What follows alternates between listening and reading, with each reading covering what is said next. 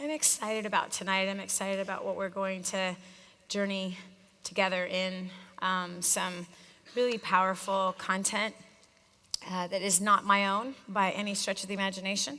And to be honest with you, not much of anything that I shared with you so far today was any of my own either. I've shared with you a journey that I've been on for, well, about 50 years. Can't even believe I can say that. March 2nd. March 2nd is the date. 2:33 a.m. Yep. Adar 12 on a Hebrew calendar, which is always around Purim, which has a mandate to drink a lot. There's a mandate. Yeah, Chaim again. Anyway, tonight's going to be very different. I didn't share this earlier, but I'm going to share it now. The things that we've talked about this morning have all come from what I call the best success book in the world. I don't think that there's a better success book than this book. And I also believe that everybody else's success books, communication books, finance books, even marketing, even marriage books, parenting books, if they've got any good to any of them at all, and if the principles are long-lasting, they've all come from the same exact source. They've just changed the names a little bit, maybe, did a different order or whatever, and, made it their own. It's called, so they didn't plagiarize. So all day today, I've been actually teaching from that book because it's through this particular book that I really have found the answers to raising my kids and being married, and not just like surviving in marriage, but really like thriving in it and having great passion and very deep intimacy with each other, and being able to talk about things that most people can't talk about, or things that we couldn't talk about before without having a war or earthquake or a tsunami or a twister, or sometimes all at the same time. We've had many of those where it felt like the earth was opening up and swallowing us in our wonderful lack of communication skills with each other, and just misunderstandings, just not being able to hear each other. And I really learned through this particular book on how to go through really hard times and how to come out on the other side just really, really blessed. And so I've been teaching from that book all day. You're actually going to be learning that book through the whole weekend. We're just not going to open it up for the weekend. I'm not going to tell you what page or site number where to find it, because generally when people do that, people fall asleep, which is a very sad thing. All of a sudden they take their life hat off and they put a religious hat on, and all of a sudden now it's time to snore. Or act differently, you know what I mean? To act a certain way to be able to hear it, which is a sad thing. It's a really sad thing. Because this particular book, if you read it like you read every other book that you read, you would be amazed of how alive it is and how directional it is and how much clarity will come into your mind. And earlier, right before we left for dinner, I said, stay out of uncertainty. Stay out of uncertainty. And we see throughout this amazing book that those who were certain in one direction, that it always worked well for them. And those that were not certain in a certain direction, it didn't always necessarily work out for them. So I'm going to open this book tonight with you. It is called The Bible. I don't know if you've ever heard of it or not, but it has been produced more than any other book ever in history. The book is about 6,000 years old. It was first spoken. All these stories were first spoken generation to generation for about 1,000 years. And then it was penned, if you will. So I'm gonna just teach from this. And here's what I believe for this year, for this season of all of our lives. This is what I believe is coming for all of us, from the creator of the heavens and the earth. I believe that this is gonna be a really profound year for many people. I believe that it is going to be a year that you're gonna see a lot of new things. I also believe that that's going to be in direct relation to what you're able to let go of.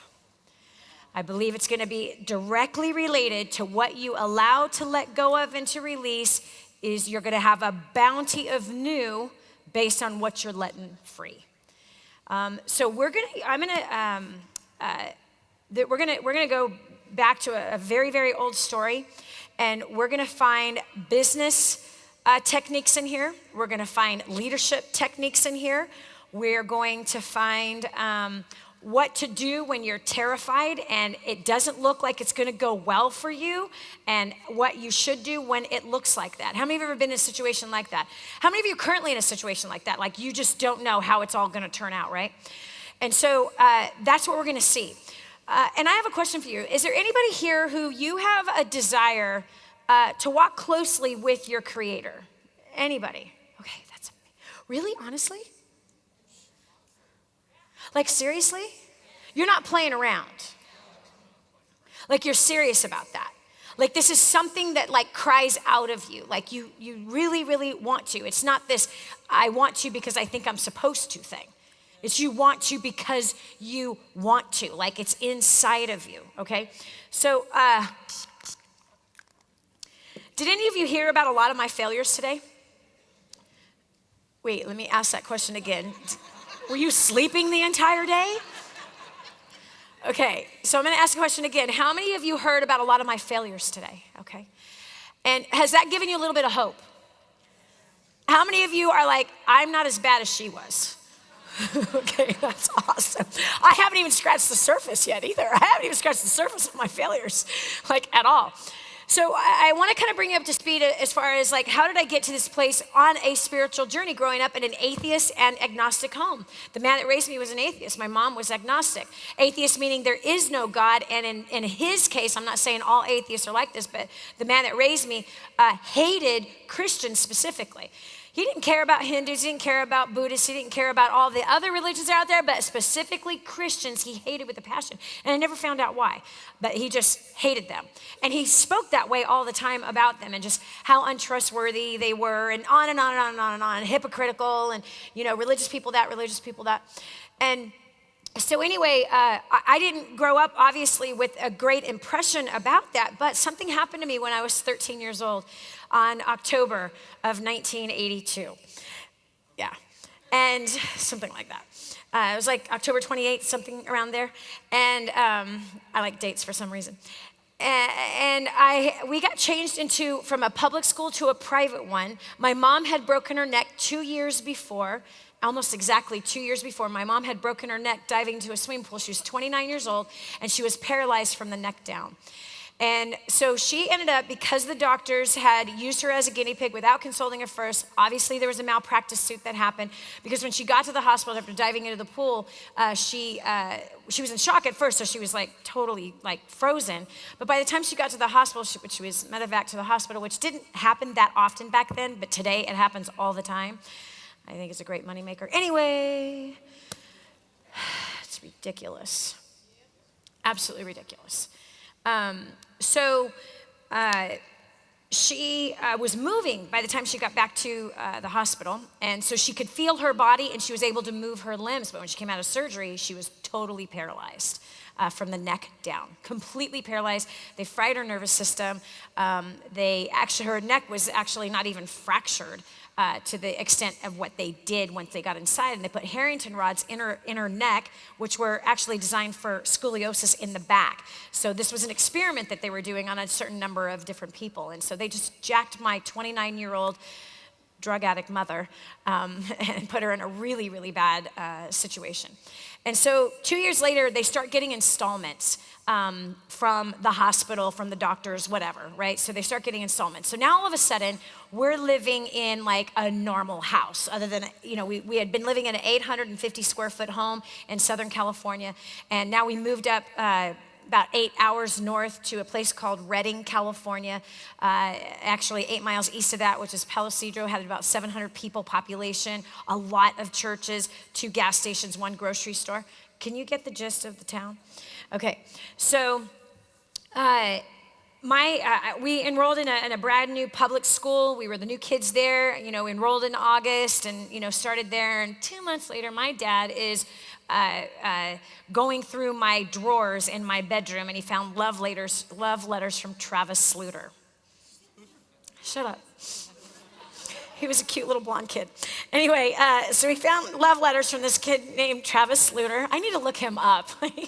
That would be funny, wouldn't it? I'm going to look him up. I should easily be able to find him. That would be hilarious. Anyway, well, honestly, he and this love letters, the many of them, really was a catalyst that changed my life. My room is ransacked. These letters and everything, all my clothes are all over the room, and I'm one of those super organized kids, and I walk in and my room is destroyed. And he's screaming at me, and he's telling me that he's sending us to a private school where we have to wear dresses and we'll be watched all the time. Well, this atheist happened to find the only private school in town that happened to be a Christian school. Thank you, Travis, for writing the letters. And thank you, Dad, for going through my stuff. So, and why? Why was he screaming at me? You see, for so many years, I thought he just hated me. He was always picking on me, always putting me down, always telling me that I was stupid and I was as dumb as a doorknob and I couldn't do anything right. I'll never amount to anything. In all reality, in his own way, even though it was unhealthy, the fact is he pressed me and pushed me hard because he believed in me. But that's not what I perceived from him. In fact, I didn't perceive it until just a couple of years ago. That the reason why he put me down for my bad grades and kept pushing me to want to go to college and to do better in school and to stay away from boys. And when he found this letter, he said, "You're going to end up pregnant like your mother did." And I'm like, because I was told the two of them were virgins on their wedding night. Now, please tell me how an atheist comes up with a lie like that. Why does an atheist care if he was a virgin on his wedding night? It's a total lie. What did he care, right? So anyway, the next day we were enrolled in a school where we had to wear dresses down to our knees and it was like in these two little single wide trailers filled with mold. One of them was leaning. You've seen these poor schools, right? You know what I'm talking about. Why is it that Christian schools generally are always broke, right? Their teachers don't get paid anything. And anyway, so it's in this place, and I want you to imagine this. My parents are full-on avid pot smokers. It's all day, and in the night, they smoke pot, okay? So they're taking us to school. There's no bus to this little tiny, poor school. And me and my two sisters in our new dresses. I was an athlete. I don't wear dresses. This says the girl, no, this is a long shirt. But I did wear a long skirt today, exactly. So I was like a basketball player and like super like, as a fighter. Do you understand what I'm saying? So it's like, how do you walk in this thing? You know what I mean? Like, how do you sit in this thing? You know what I'm saying? Like, I had no, do you understand? I grew up white trash, and then you put a dress on her. Do you understand? And the F word comes out of my mouth very often. Do you understand what I'm saying? So imagine these three girls are on their way to school. How many of you have ever been around a smoker? Just a regular tobacco smoker. When you go and you go to a person's house who smokes cigarettes, what do you walk out smelling like? Have you ever been around a pot smoker? What happens after you have been around a pot smoker who's smoking pot? What were you doing around someone smoking pot?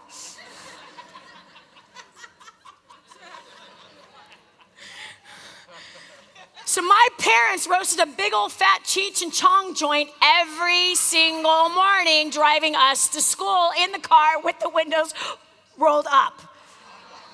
Hot box, baby. My parents were hot boxing their three daughters. You know what a hot box is? I just explained it. You roll up all the windows and you fill up the whole car with smoke. So you get this personal high, and even when you're breathing on your own, you're still getting more high, right? So I know I had my first contact high when I had to be at least 2 years old, or perhaps newborn status. Well, not newborn. My mom didn't meet Dan until I was 6 months old. So Anyway, so probably 6 months old is when I had my first contact high. I'm pretty sure. So now can you all bear with me and have compassion why I was stupid? Okay, my brains were fried as a baby, all right? So anyway, so I'd been hotboxed on the way to school. Could you imagine? Just think about this. So here's 3 girls that have never worn a dress, okay? We're all rough and tough. We don't know how to walk in a dress or shoes that you wear with a dress. Like, where's my high top tennis shoes? Okay? We just were hot boxed and it's 7:30 in the morning. It's the first day of school in a tiny little Christian school, and we walk in and what do we smell like? We smell like weed. We smell like weed. So obviously, there's all kinds of talk, right? People know that my parents don't go to church. Do you understand? So it was there in that first week in October. Imagine the trees are turning, right? The air is crisp. It's chilly in the morning. And a few days in, on a Wednesday, I had my first chapel, is what they called it, to where we actually got to get out of the mold-infested trailer and go into the church building where the church allowed the school to have their trailers, right? So here was the very first time I ever heard anything that had to do with the Bible. I was sitting in the back.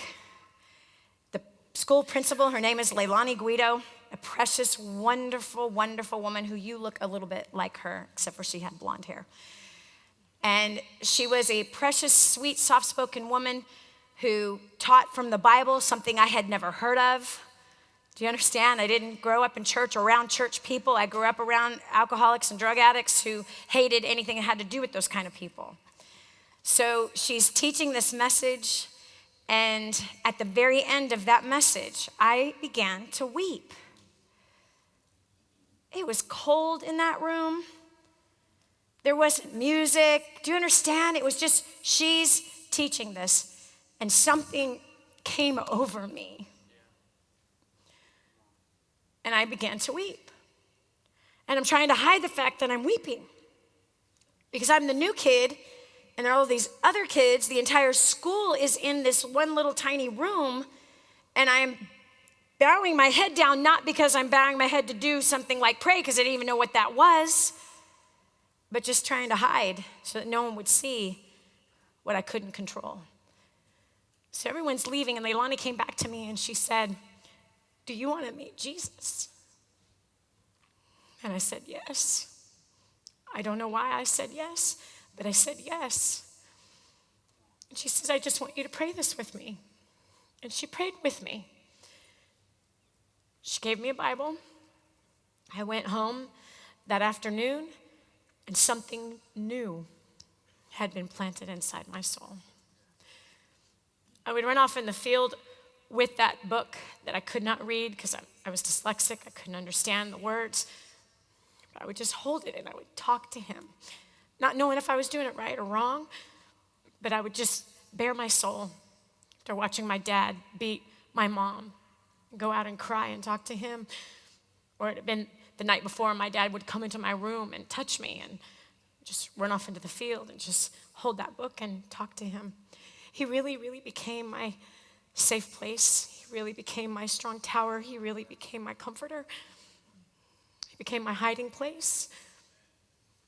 I didn't have religion around me to tell me how to do it right or wrong, and I'm kind of grateful for that. I'm really grateful for that. I happened to have been in a Christian school, so I was forced to memorize scriptures. And I had this special little thing with what I would call my first love, until I did what a lot of young people do. You know, I started meeting other kids from the school, and I started hanging out with some of them, and the secretary's son, he and I started hanging out together, going together, dating without dating. And I found real quickly that those Christian kids lived a different life than what they were showing at school. And they lived a different life than what they were showing in youth group. And they lived a different life than what they were showing at church. So I literally would see this and it'd be like, once in a while, my dad would let me go to church with them. And I would be like, well, you're acting really strange. They would act so different when they were in that building and when they were in youth group. But when we'd be talking on the phone, they're dropping all kinds of nasty words from their mouth, and they're out drinking and partying and having sex. But boy, they knew how to straighten up as soon as they were in a church. They knew the game. And I remember getting pregnant when I was 17, and all the judgment that came from that place where I received the Messiah, all the accusations that I must have seduced him, he would have never ended up with me. It wasn't his fault, it was mine. I was the whore, I was the harlot, I was the seductress. That's not how it went. He badgered me for 3.5 years, and I finally fell into it. I finally said, all right, and we conceived a child our first time. She is now 31 and a half. Crazy and beautiful and wonderful and smart and a devoted mother and a devoted wife who's been through a hard, hard life. So I walked away from God when I was 18, and I'm totally responsible for that, walking away. And I said, if I have to be like your people, I want nothing to do with you. Your people, blinkety, blink, blink, blink, blink, blink. I'm out of here. And I started to walk in the footsteps of the man that raised me and started to believe that there was no God. I don't know if you've been there before, but I allowed being hurt by religious people to stop my relationship with the one who truly loves. I allowed the example that they had set and my perception of their example. Do you understand? I'm 18, I'm 17, 18, I'm pregnant. I had been badly abused, I had been molested, do you understand? So I had all this baggage that I brought into this. And now I'm looking through, again, my eyes that says I can't trust anybody. And so I judged them for judging me. So several years later, now I have businesses, and yes, I heard the voice of God say, pick up your mat and walk.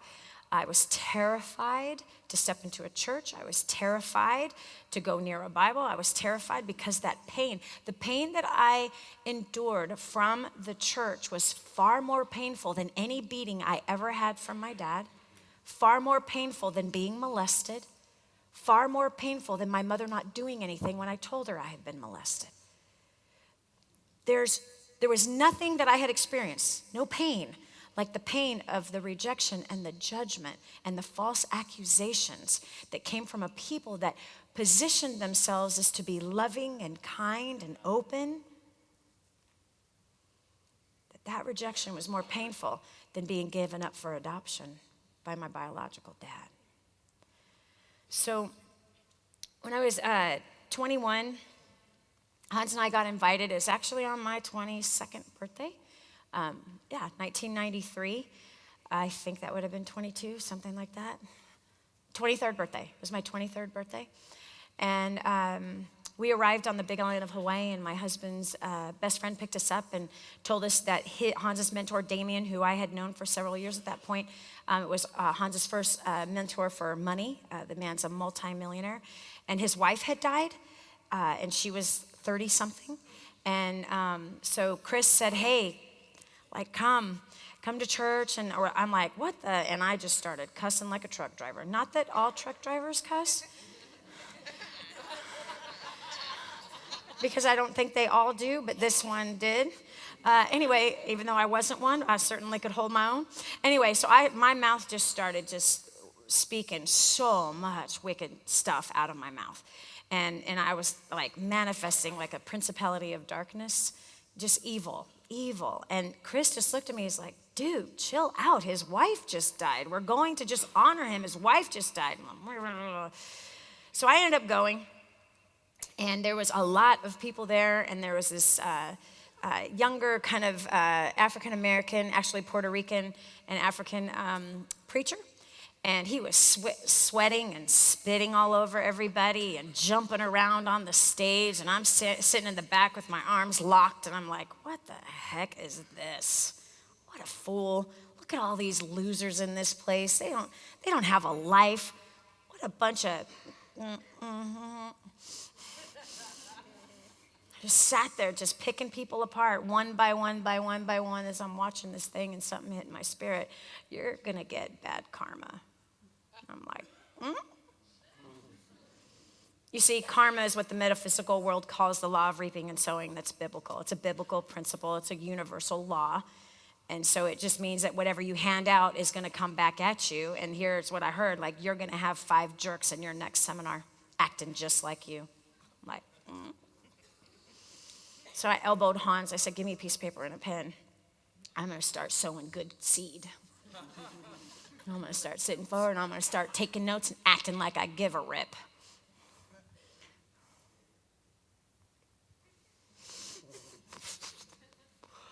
Chris elbows me. He's like, dude, you teach that at First Steps to Success. I effing know. I didn't know that was in the effing Bible. Could you imagine I'm sitting here and there's someone saying F-bombs at church while a guest evangelist is could you imagine?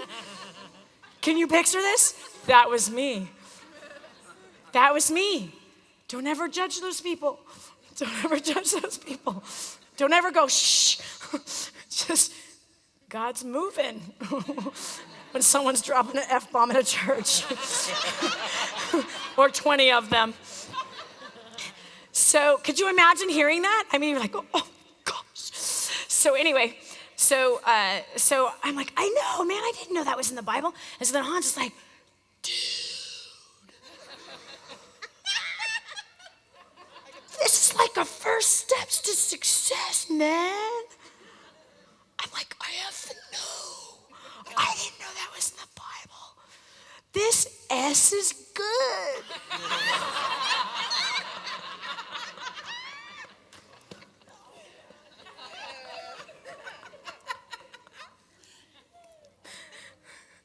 Some of you are the same way. You just haven't told anybody.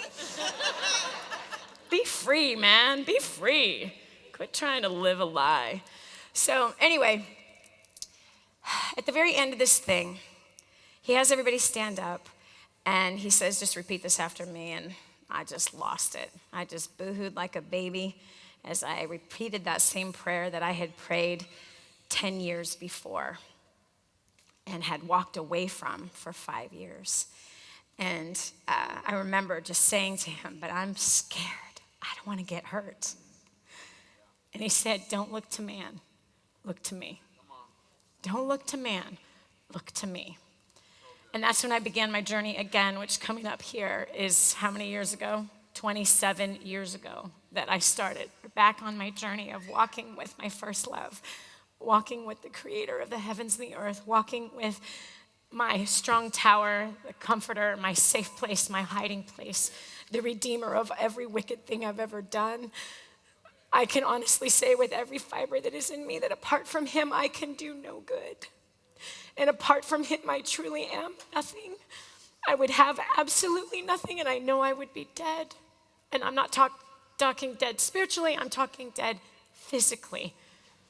I was on a path of suicide, and I don't live there any longer.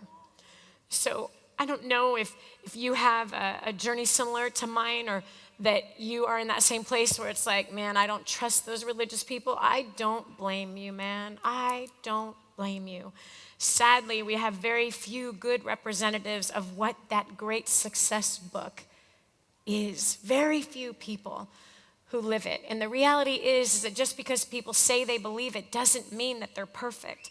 Unfortunate thing is that too many people have tried to look perfect and are completely unrelatable. There's too many leaders in some of those religious places where there's just no connectivity because we've exalted them, and some of them have exalted themselves to be sinless, which is why I will not position myself like that. But I will tell you my failures and my faults and my weaknesses so that you can see the glory of God and what he can do with a broken, nasty, trashy vessel. That he's willing to use something that's so disgusting and that he can make something new and amazing out of it. So I'm living proof that he's alive, and I'm living proof that miracles do happen. If that book isn't enough to show us that it is real, I have done my very best to live that out, and I have failed again and again and again over the last 27 years. I mean, huge. I've had huge failures, and yet Look at him, so loving, so kind, so amazing, that he would speak to a broken whore who's about to give her body over as a prostitute for cocaine, and that he would rescue her out in that very moment. Whereas so much of our church minds say, as long as you pray X amount of hours a day, as long as you do everything right, then he will bless you. Well, I wasn't doing any of that, and he blessed me. So many people that say, you've got to do X, Y, and Z in order for your prayers to be heard. And you have to make sure and jump through this hoop of fire. And you have to make sure that you say it like this. And you have to make sure that you go to church every day for an hour. And make sure you attend mass. And make sure you do this if you want your prayer to be answered. I didn't do any of that. He heard the cry of my heart. He saw me wanting to die. And he rescued me. I didn't deserve it. You don't deserve it. But it's because of his unfailing love that he does these things for you and I. He's the one that guided me to start that business from the trunk of my car in the payphone booth. He was the one that was speaking to me, fighting against the objections that were in my own head. He was the one that blessed the work of my hands, which is in that Bible. Now, here I didn't know I was teaching his word and teaching his principles as an atheist from the stage, doing first steps to success, where thousands of people had gathered and came and took notes, one of which was Jennifer Ratchford, who I led on a very strong metaphysical path, and she stayed there for a very, very long time. And so how can it be that somebody who is not walking with God could be preaching his word? Wait, I didn't go to seminary. I didn't have ordination papers. I didn't get a degree in theology. But those 5 years in a private Christian school of memorizing scriptures. I also had to memorize all the history dates that you had to memorize. I also had to memorize the algebraic equations that you had to memorize. I had to memorize all that botanical stuff and that other science stuff. And the geometry figures, got a D in geometry. I had to memorize all that junk too, just like the rest of it. But how come it was that the word of God was the thing that I remembered? Why is it that that was the thing that was coming out of my mouth? Why is it that was the thing that I was following, and how I dug myself out of a pit of despair? Dug myself out of a pit of laziness and fear, and began to activate and believe like Abraham believed. And God honored it, even though I wasn't a churchgoer, even though I wasn't tithing. Oh, I was giving and helping other people who couldn't help themselves, but I wasn't a church member. I hadn't been baptized in fire, and I hadn't been baptized in water yet. He uses the foolish things to confound the wise. So we've created all these rules. So after I gave my life back to him, I got very confused right away. I started going into a church about 4 months later because, again, I was really, really terrified. Right away, I started listening to every audio and video that the man that was preaching. I bought everything off of his table and started listening to it like crazy. And finally got the courage to head up into a building, and that was a scary thing. And I remember just getting confused, like, wait a second, they started talking about your calling. They started talking about, your purpose and your destiny. And I remember just getting so confused, like, what is that? Am I supposed to close my business down and go to seminary and become a preacher because I am a teacher already? Is that what I'm supposed to be doing? Am I supposed to walk away from my life and do all this? And of course, the answer from the religious community is yes. But man, when I started reading that book, I found that those kind of people didn't exist, meaning the ones who walked away from all of that and did this whole other thing that was this man-made thing and our modern day thing. What do I mean by that? Well, Daniel, how many of you have heard of the prophet Daniel? The prophet Daniel, in today's world, if he was at perhaps maybe your church or your friend's church, he'd have been told that he was wicked and he wasn't walking with God because he was serving a wicked king, and his job was to manage all those that read tarot cards and practiced divination and read palms and were psychics. That was his full-time job, and he was a political advisor to the king.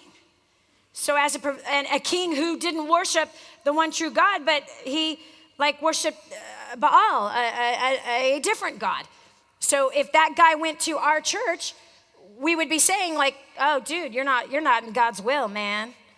You ain't in God's will because you work for this wicked guy and your job is managing those who read tarot cards and read palms and horoscopes and practice divination and witchcraft. Are you kidding me? You got to get out of that job. You got to do something for the Lord.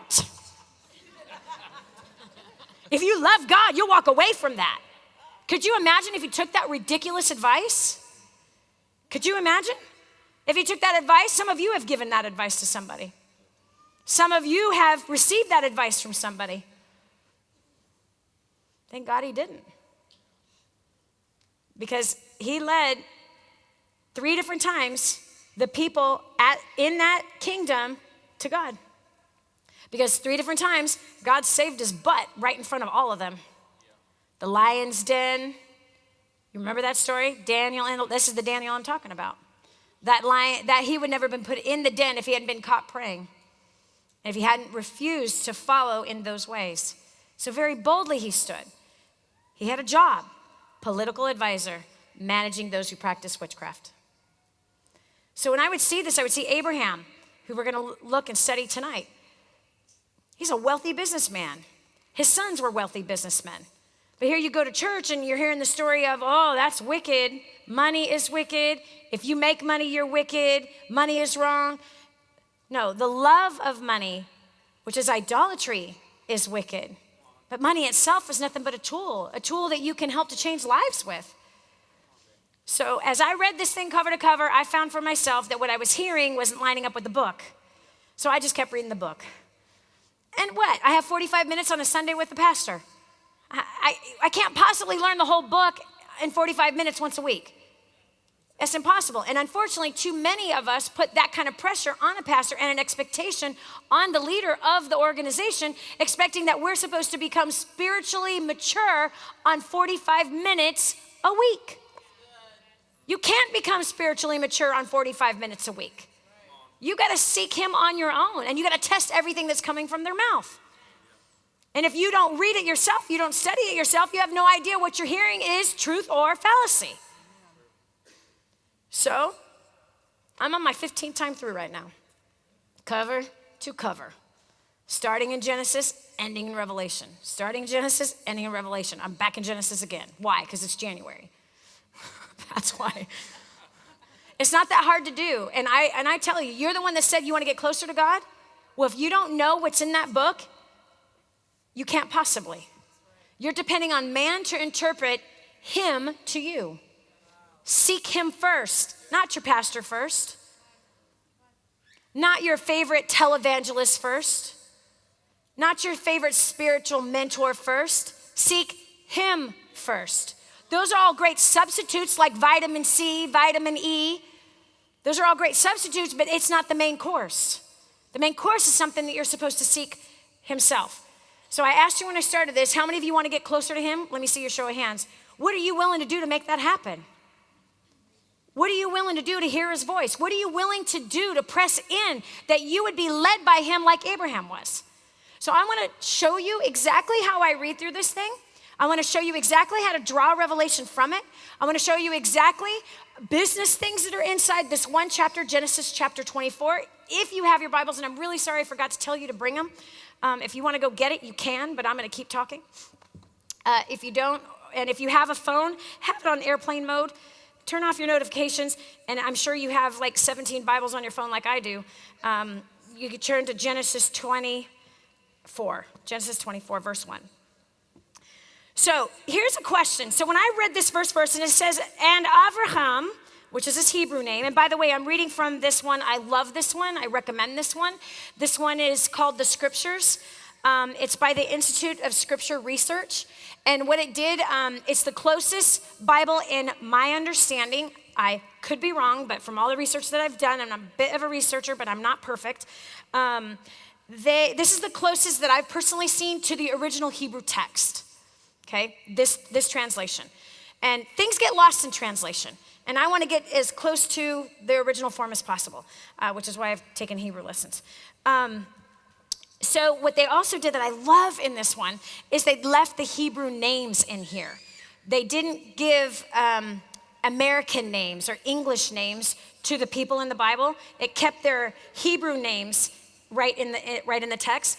Also, they kept the name of God in the text. God has a name. He has a name. Elohim in Hebrew is God, but he has a name. And his name is written in here hundreds of times, hundreds and hundreds of times. And one of the 10 commandments is, do not bring my name to naught. Don't bring my name to nothing.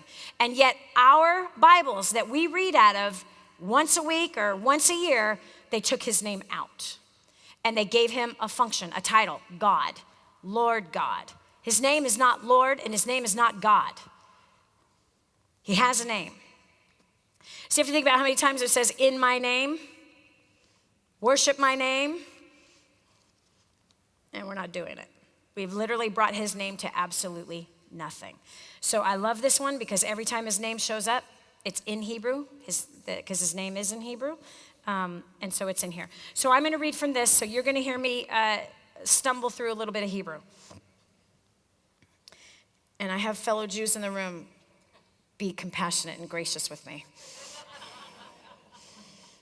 California girl now living in Texas with Hebrew blood. Be nice. Okay, so, which I'm so excited you're here. I love learning with that.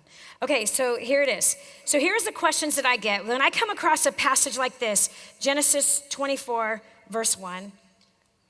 Hold on. Father, I just thank you so much for your word. I praise you and I say Shabbat Shalom again to you. I thank you for your rest. I thank you for the rest inside of my soul right now and the souls that are here. Thank you, Father, for every brother and sister that is here, every man, woman, and child. Thank you, Father, that your word is alive. It is alive. Father, I pray that you give us spiritual ears to hear you. I pray you prepare our hearts to receive you. Father, you saw the hands. You know the hearts. You know the desires of their hearts. You know the tears that are on their pillows. You know where the suffering is. You know where their pain is. You know what their past is. You know exactly how to bless them, and you are the one that designed this message for them tonight. So, Father, I pray that you prepare their hands, their feet, their eyes, their ears, their everything to be able to hear your truth, not mine, but to hear yours. Father, illuminate your understanding inside of us, and let us not walk out of here the same, but let us be changed through and through. I ask these things in the name of Yeshua HaMashiach, that is Jesus the Messiah, amen. And Abraham was old, advanced in years, and Yahweh had blessed Abraham in every way. That's where I stop. What? What? He's an old guy and he'd been blessed in every way. So what questions should come to our mind when we read something like that?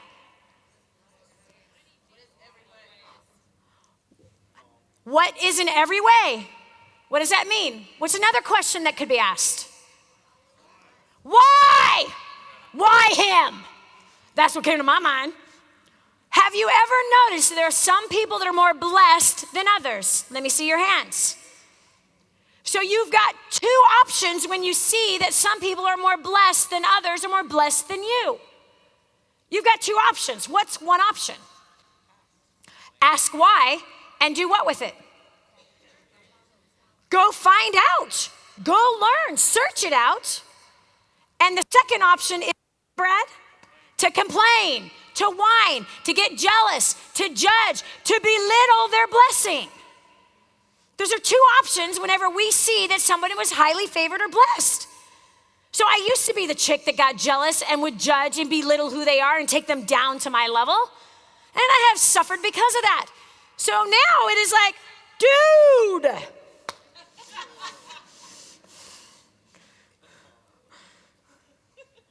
What's up with that?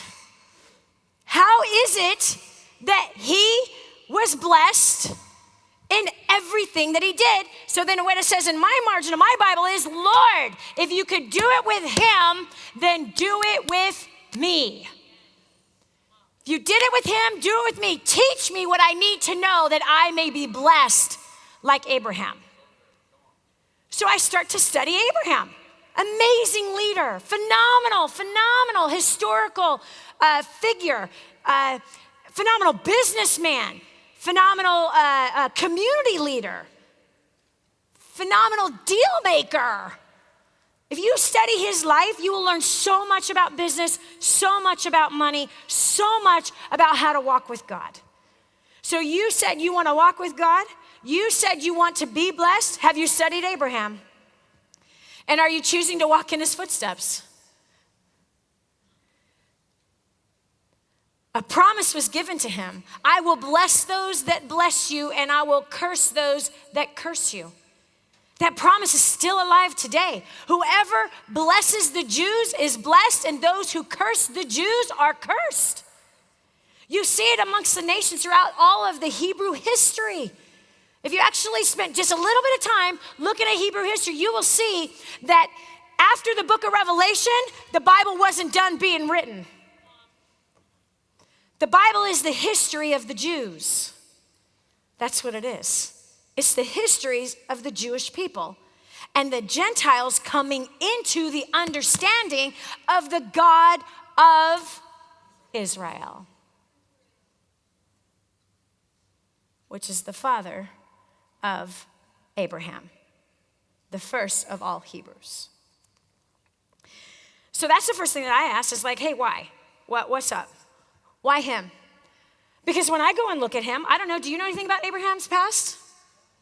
Ooh, some church people could look at Abraham and say, oh, you did not honor your father. You left him. Yeah, that could be said about Abraham. He didn't honor his parents. He just up and left with his wife and his employees and his nephew. He brought division in the camp. He's an evil guy. It's true, he did leave his father. He did. Older in age, he just up and he left. He left with his wife, who had no children, and his nephew, and his employees. We're out. He did it in honor, but he left. What's another thing you can say about Abraham? He lied. Twice recorded. Who knows how many more times unrecorded? Yeah. Know what he did? He told his wife, who was old. She was like 80 years old. 80. And apparently she was hot. This chick was gorgeous. She was so hot that her husband said, listen, when we head into Egypt, I need you to tell them that you're my sister and not my wife, because they will kill me to get you.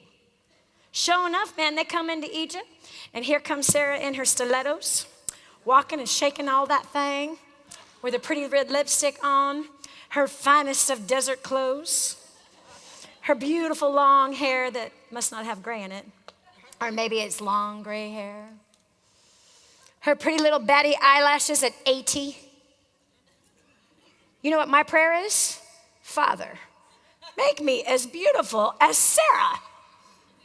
Because this happened 10 years later too. So sure enough, he lied and said, this is my sister. And she lied and said, yes, this is my brother. And Pharaoh took her to be his wife. At 80 years old, she was so hot that a king wanted her.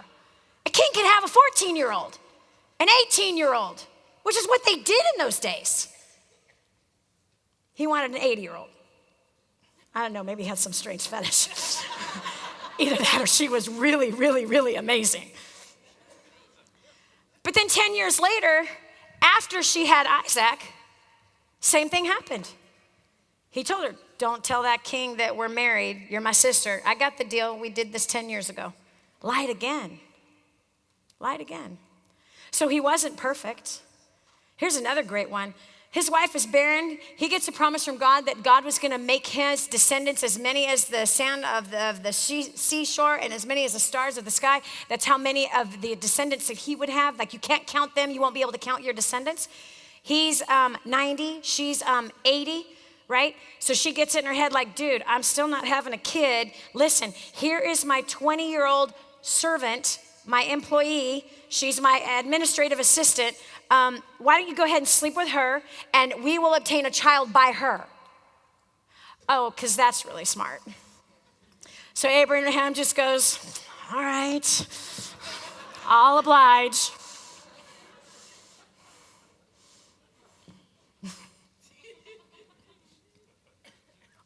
wow. Just doing it for the Lord.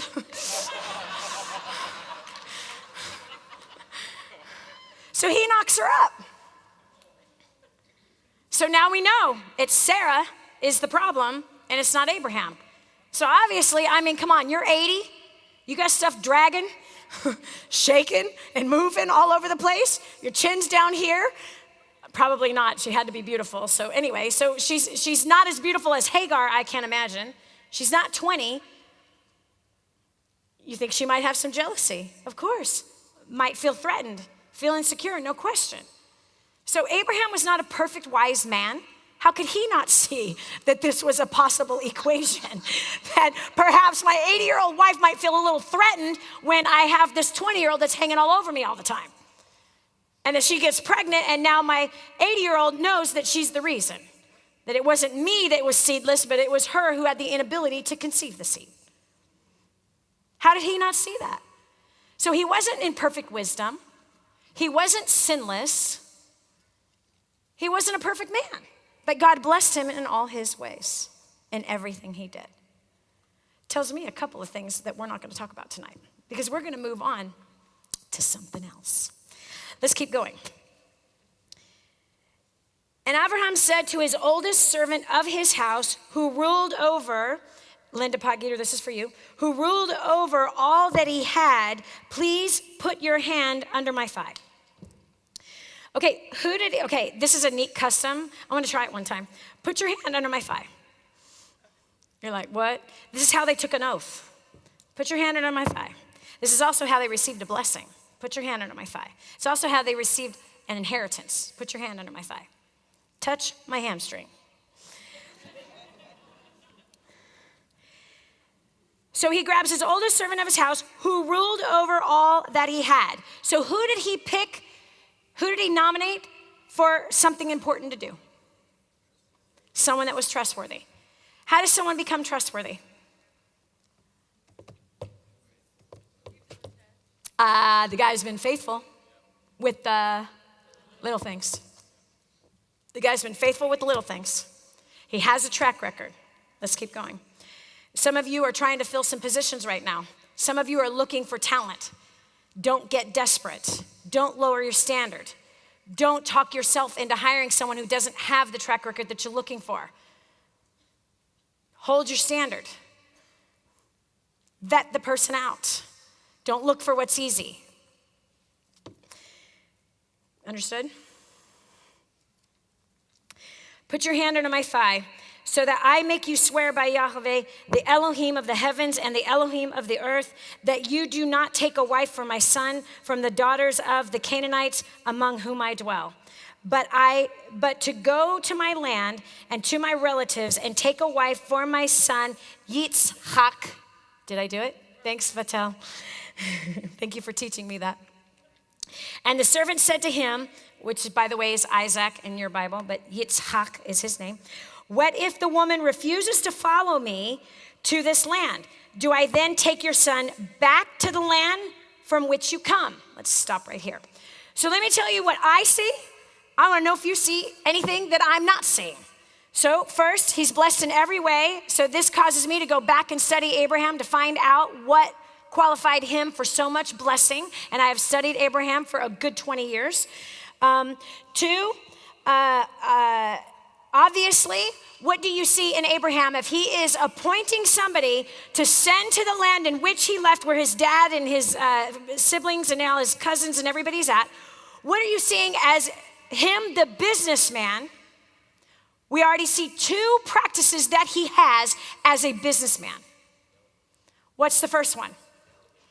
He delegates, but who does he delegate to?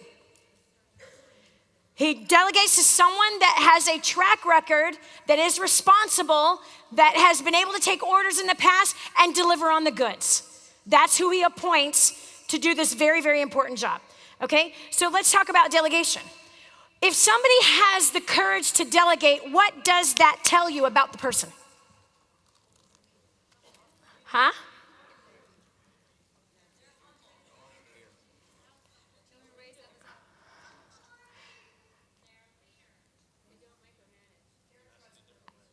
He's not controlling.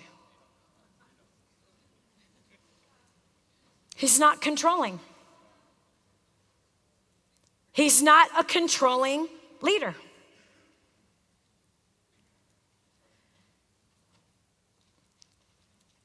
Controlling people can't delegate. Controlling people won't raise up other leadership. He chooses to hand trust to this person. We see also that he doesn't try to control the outcome by going to the land in which he came from by himself. I'll do it myself. I don't trust that anybody else in my command is going to do as good of a job as I would. He has thousands of people he's responsible for. And Yitzhak is the promised son who is his heir, who is going to inherit all of his wealth. And he is willing to delegate his authority. He is willing to not control the situation. He's willing to appoint someone else with instructions on what to do. This is powerful leadership. There's too many leaders and managers that micromanage, hold people back, will not give people the opportunity to show their best. And on the other side, there's codependent leaders who have a tendency of lowering their standards consistently in crisis management. So because they won't let go or go and do what needs to be done, they end up always having to reach for second best, third best, fourth best. You'll not get ahead if you do that. He appoints the best, he gives them full authority, full delegation, and does not try to control it. Let's keep going. How many of you have employees, or you're leading a sales organization or leading a church? Okay, are you writing this stuff down? Because this is what Abraham is teaching me right now. This is why it's important to read it every day, because there's amazing stuff that comes out. Okay, so next, and the servant said to him, what if the woman refuses to follow me to this land? I know we already read it, but what is that? Abraham has a vision. He has a promise. He wants his son to marry somebody that comes from his bloodline versus the place where he's watched this other culture that he knows is not going to be healthy for his son and not healthy for his future bloodline. So he's not going to lower his standards. He wants to keep the standard. He appoints the right guy, and now what comes to him? What's the answer that the employee says? What? Yes, he gives him an excuse. He gives him an objection. But what about? I love but what abouts. I want you to write that down. But what about, in parentheses. But what about? But what if? But what about? What about if? Write it down. We all have a list of what abouts. And we have a long list of what ifs. We all do. We all have these lists. And if we don't handle our own objections, we're just going to keep making that list longer. So, check out the answer. And Abraham said to him, beware lest you take my son back there. Not an option. No go. You're not taking my son back there. Verse 7. Yahweh Elohim of the heavens, who took me from my father's house and from the land of my relatives, and who spoke to me and swore to me, saying, to your seed I give this land. He sends his messenger before you, and you shall take a wife for my son from there. What's that? People, please don't act like you're in church. Friends, think. I'm not going to tell you. Think. What did he just do? He gave him a guideline. What else did he do?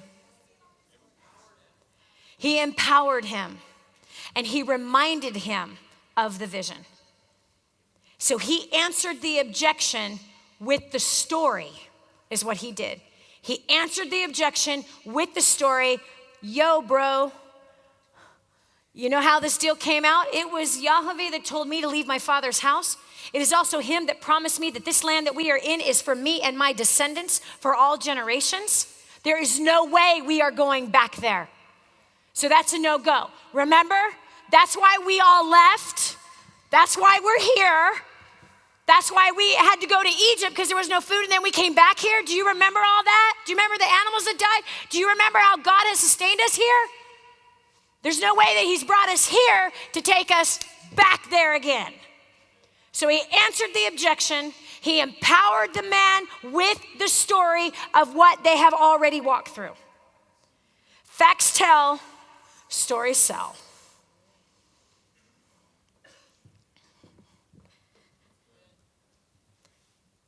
Verse 8. And if the woman refuses, and this is awesome, this is how he diffuses the fear. And if the woman refuses to follow you, then you shall be released. What? You shall be what? Released from the oath. Only do not take my son back there. All right, so look. How does he handle this objection? He handles the objection with what? Come on, friends. A story. The reminder of who they are, who he is, and what the promise is. And then he takes it one step further, which is a risk reversal. And the risk reversal is, dude, if she doesn't come, you're released from this oath. If this product doesn't work for you, you get your money back.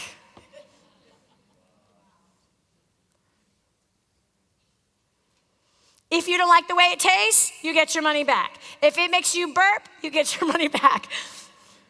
Do you understand what I'm saying? That's a risk reversal.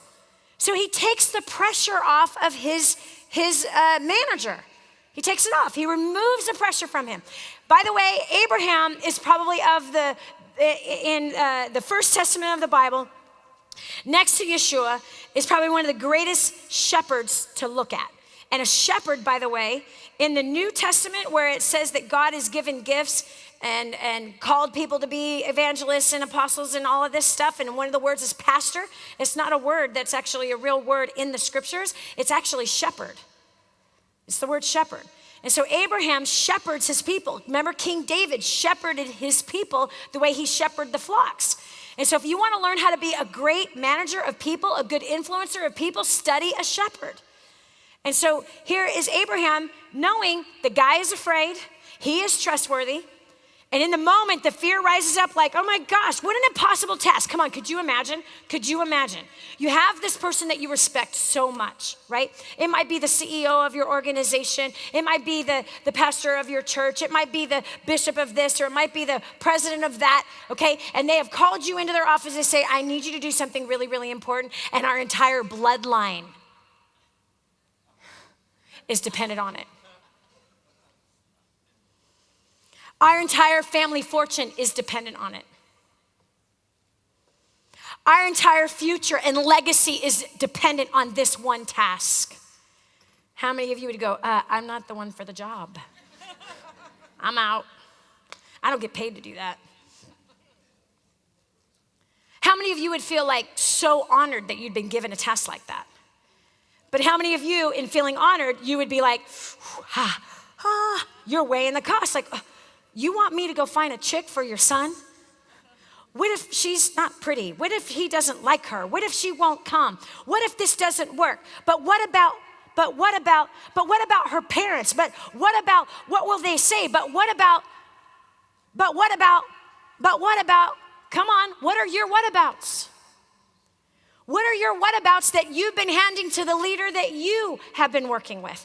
What are the whatabouts that you have been giving to God when he says, I want you to go build this. I want you to go and I want you to talk to that person. I want you to go and I want you to learn how to pay off your debt. And I want you, and you're saying, but what about I don't have enough time? But what about my kids? But what about my spouse? What about my unsupported spouse? What about my debt? What about my car that's not working? But what about my boss? But what about the people I work with? But what about? I want you to write down 5 whatabouts right now, because they're the very thing that's standing in your way.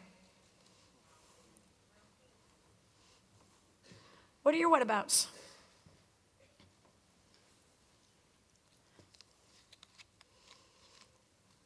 Somebody give me one.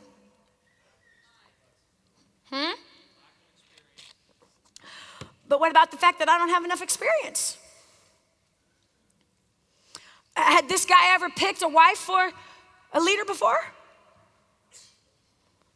Could he have said that? Could the manager have said, but I've never picked a wife for someone before. I don't have experience with that. Okay, give me another what about? Huh? Louder. Age, what do you mean? You're too old? Or what? Okay, so one of your whatabouts on your list is I'm too old? You ain't even 40. You ain't even 40 and that's one of your whatabouts? 40 is a baby. I'm just a little older.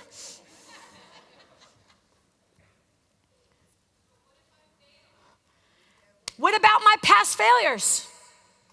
What about my past failures? This is too big of a project. Here's a good what about. What about him? Do him instead. Yeah, but I think he's qualified. What about him?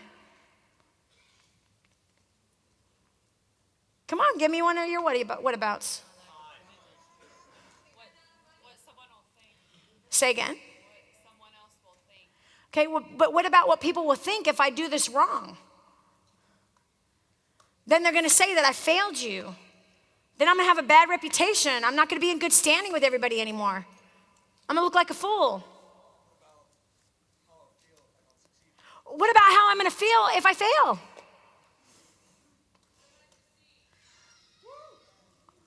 Okay, that's one of your whatabouts? What if I succeed? So what do you mean by that? Oh, thank you. What if I don't manage it right? What if I do find the right person, but I don't manage it right? What if we get killed on the way home? It could happen.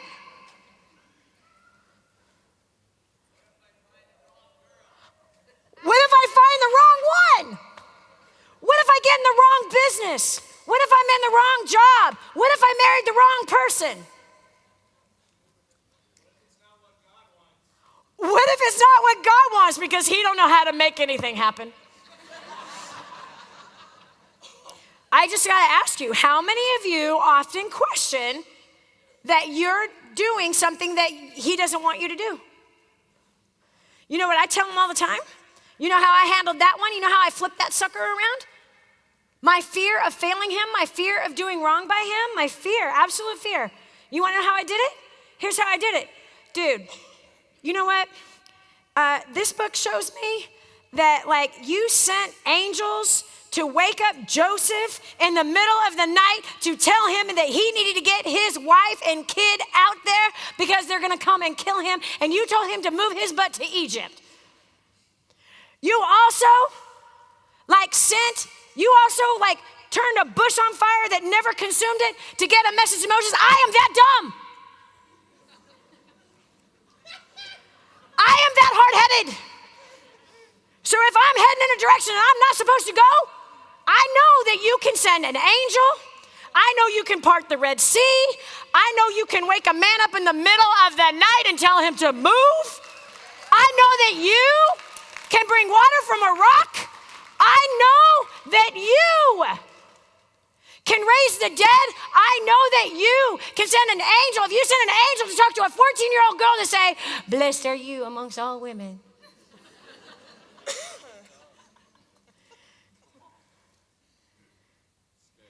So I know you got your ways.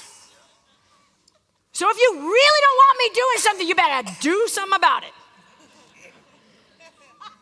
Because you said that if I seek you first and your kingdom, then all these things would be added unto me. You said that I trust in you and not in my own understanding, but in all my ways I acknowledge you, which is what I'm doing right now, that you will direct my path. You said to make my plans plain and make them plain and bring them before you, and you would bless them. You said you would bless the work of my hands. So if my hands are in a direction they ain't supposed to be, I am pretty darn confident between Gabriel. Please don't send Gabriel. He seems to scare everybody. I don't want to pee myself in public. But if it has to be Gabriel, I'll gladly see him. Yes, amen. You spoke out of an ass. You spoke out of an ass. I'm pretty sure that if I'm on a horse heading the wrong direction, you know how to make the horse talk to me.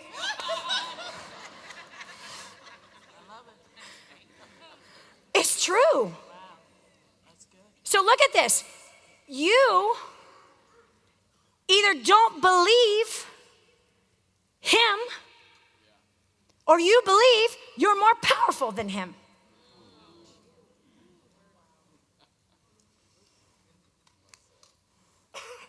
That's the only conclusions I can come up with at the moment. Give me some time, I'll come up with a couple more, but that's my current conclusion. You really don't believe that he is all-knowing, he is all-powerful.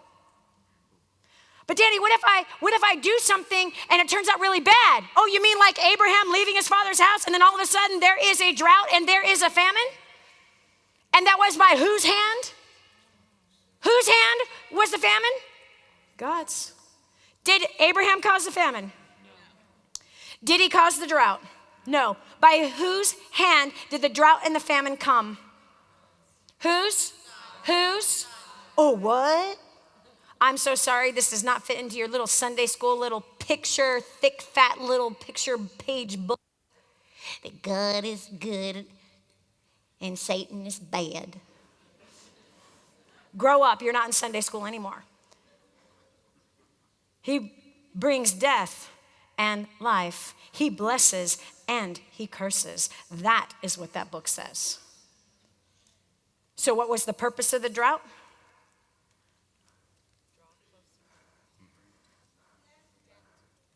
Did he not get blessed? He ended up going to Egypt, and that's where he collected wealth. He also got a son named Ishmael.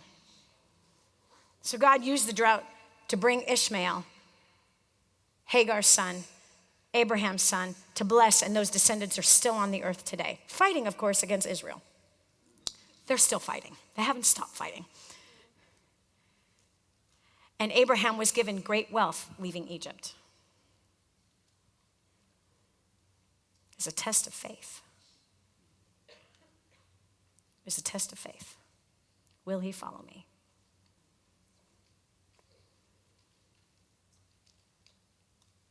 Take your whatabouts and turn them upside down. Answer your whatabouts with a story. And then step out and head towards what you're supposed to head towards. Amen. Which is what the whatabout is trying to stop you from. The excuse, the fear, the wanting a guarantee of a great outcome. Notice that Abraham was not looking for a guarantee. This is why he was blessed in every way. He was not looking for a guarantee. If he was looking for a guarantee, he would have went back to the land himself and handpicked her himself. He charged this man and said, dude, do you not remember who our God is? He has messengers set before you. Now go. And if she does not come with you, you are released from this oath. Risk reversal. Took the pressure off. That's what a good shepherd does. Take the pressure off. Relax, man. Let me tell you what faith is. It's an adventure. It's exploration. It's never about being right. It's about finding what is. It's an adventure. It's exploration. It's an adventure. It's exploration. It is not about being right. It's not about looking good. It's about trust.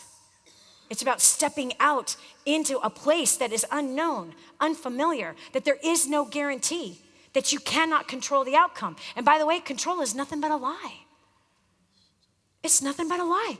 You can't control anything. You can't even control your own mouth. You can't even control your own thoughts. You try to control other people. Try to control your customers. Try to control your clients. Try to control your employees. You try to control your boss. You try to control the president of the United States. No one can control that sucker. No one. No one but God. It's amazing. So he handles the objection. He gives a risk reversal. I hope you wrote that down. That is a very important thing to understand to do when you're leading people, is to take the pressure off of them. Don't control the outcome. This is something that we taught. There are so many of you that have so many questions about your kids and how do I handle an unruly teenager, or how do I handle an unruly toddler? How do I handle my unruly adult children? Stop trying to control them. There's a difference between protection and control, and protection is healthy. Control is manipulative, which is, according to the Bible, rebellion, insubordination, and witchcraft. When you're trying to control your children, you are performing the act of witchcraft, divination. So when our daughter Erica was 12 years old, she had come to me and I made a big mistake. She asked if she can go camping at the lake with her 12-year-old friend. And I knew the parents and I knew the little girl. And I'm like, yeah, totally, absolutely. So Erica goes upstairs, she gets all packed. She's starting to walk downstairs with her little duffel bag and all of her camping stuff as Hans is walking in the door. And he takes one look at her and he says, where are you going? I'm going camping. And he said, no, you're not. I need to talk to your mom. Go back upstairs. So she does. I am fuming. You controlling dictator, you. I was an unhealed wife that had a judgment against my father, who was a dictator. And I was judging my gentle husband with the judgments I had against my dad. And just firing away. And I was boiling. And I said, why do you have to be so controlling? He says, Dani, God has mandated me as a father of that little girl. And I have no idea if her friend's father sees it the same way. I have no idea if her friend's father will protect her the way I will protect her. I have no idea if he's going to let them ride bikes around the lake by themselves, run into a bunch of boys. I have no idea if perhaps they might end up getting abducted in some way. I have no idea if he will watch over my daughter, or if he even watches over his own daughter in that way.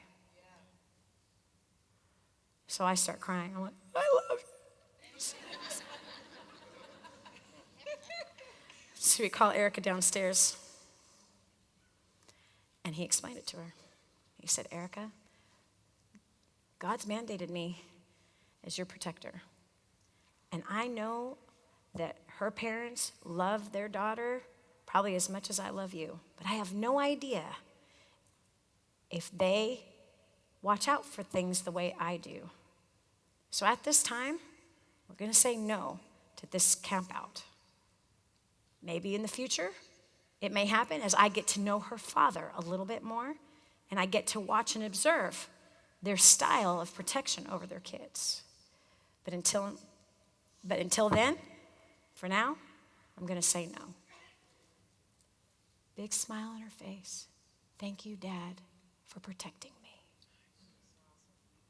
No bad attitude, no back talk, nothing.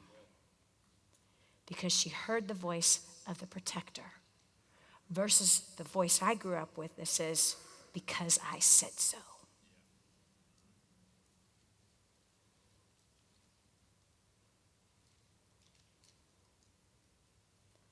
Control, manipulation, pressure, is poor leadership. It's poor leadership. But protection and communication is good leadership. It's shepherding your people, whether those people are your children or the team that you manage or inspire and motivate, or it's your customers. Bless them. So fear tries to force what isn't to be what is. Fear, control, and manipulation tries to force what isn't to be what is. Force will backfire on you. I'd rather walk in the adventure of faith and exploration. It brings fulfillment. Let's keep going. Let me say this too, I forgot this. Faith steps out and goes, doesn't try to control the outcome. Faith doesn't fear being wrong. Faith is looking for which path will result in what they're looking for. They're not trying to force a path. Do you understand? Faith doesn't force a path. Faith is looking for the path. Not trying to make an apple into an orange. Not trying to make something be that isn't. If it isn't, then we look somewhere else. Does that make sense? It keeps looking. Take your timelines off if they're pressuring you to manipulate and control other people. If you've got a timeline that's too aggressive, it's going to pull the worst out of you and everyone else that's around you. Let's go down to verse 10 or verse 9. Then the servant put his hand under the thigh of Abraham. He gave him a little tickle, and his master and swore to him concerning this matter. I wanted to see if you were awake. And the servant took 10, listen to this, and the servant took 10 of his master's camels and left, for all his master's good gifts were in his hand. And he arose and went to Aram Naharaim.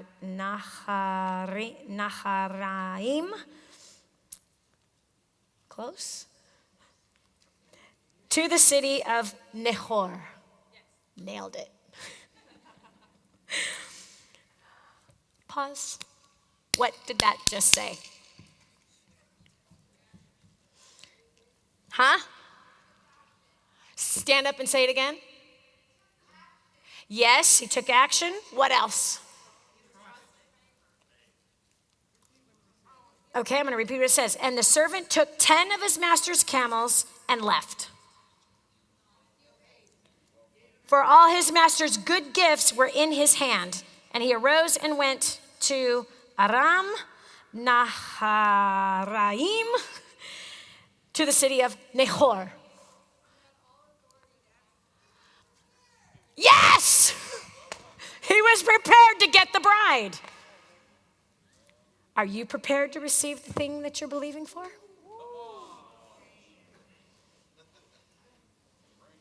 Are you prepared to receive the thing you're believing for? Are you prepared to receive the thing you are believing for? If he would have left with no camels and no jewelry, no gold, no silver, no garments, would he have obtained the bride? If he left with nothing, if he didn't leave with the bride price, what would he have definitely not found? Not found a bride. So friends, you're believing and hoping for something, but you are prepared for.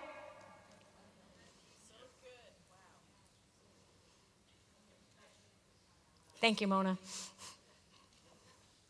What are you prepared for? What are you prepared for? What are you prepared for? How? What proves it? I remember in my early days in business, I had set a goal that I wanted to close 10 people that month. So I would have 10 applications with me. I'd have 10 sets of scripts. This is before I had compiled the script book, but it was all the scripts. I had 10 packages of product with me because I was prepared to get someone started now. If I'm showing up empty-handed, am I prepared to receive what I'm asking for. You're gonna get what you're prepared to receive. You're gonna get what you're prepared to receive because your asking has to be backed with preparation. Your asking has to be backed with faith. With faith is action. So he went and gathered the bride's price in hope, in faith, as a plan that he is going to get and he's going to succeed. So what are you asking for that you're not preparing for? Some of you are single and you're asking for a spouse. Yet, you're spending too much time on Facebook, spending too much time in front of the TV. You're out of shape. You're not taking care of yourself. You're not even putting yourself out there. You're gonna get what you're prepared to receive. Some of you are saying that you want to go and become financially independent. But there you go again, buying another purse or another tool or another tablet, a new computer with debt, which means you're preparing for what? You're preparing for poverty. You're preparing for more pressure under debt. What I just taught you this afternoon was preparing you for financial independence. All of that spanking you got, the bruises on your backside, okay? That was all for preparation for what's to come. You're the one that says you want to be financially independent. Okay, well, let me prepare you for what's to come. So if you leave First Steps to Success and you don't have the package War on Debt, if you don't have the financial independence whole system, what are you preparing for? You're preparing for the same as what you've already had.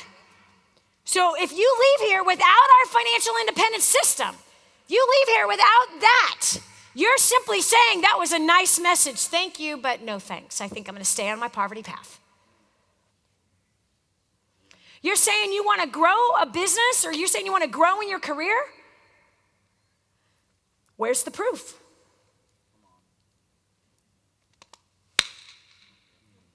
You're going to get what you're preparing for.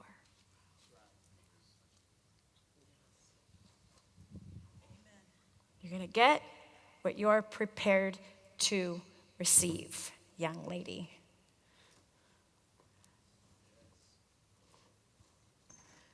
I want to be married. Well, then you better start walking like the bride, which means you have to let go and release all of your past. You're saying you want to succeed. That means you have to let go. I want to find somebody that's going to help me run my business. Then you have to let go of the last 3 or 4 who totally jacked your business. You have to let go and start preparing. How many of you have had a baby, or you were a husband who planted a baby?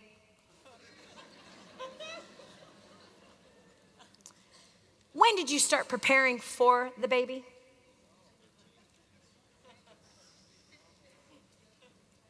How many of you ladies changed the way you ate? Why? Why did you change the way you eat? Why? Because you were preparing what? For the baby. You will get what you're prepared to receive. Here's the proof. And he made his camels kneel down outside the city by a fountain of water at evening time. This is not the time to fall asleep, I promise you. This is about to get good.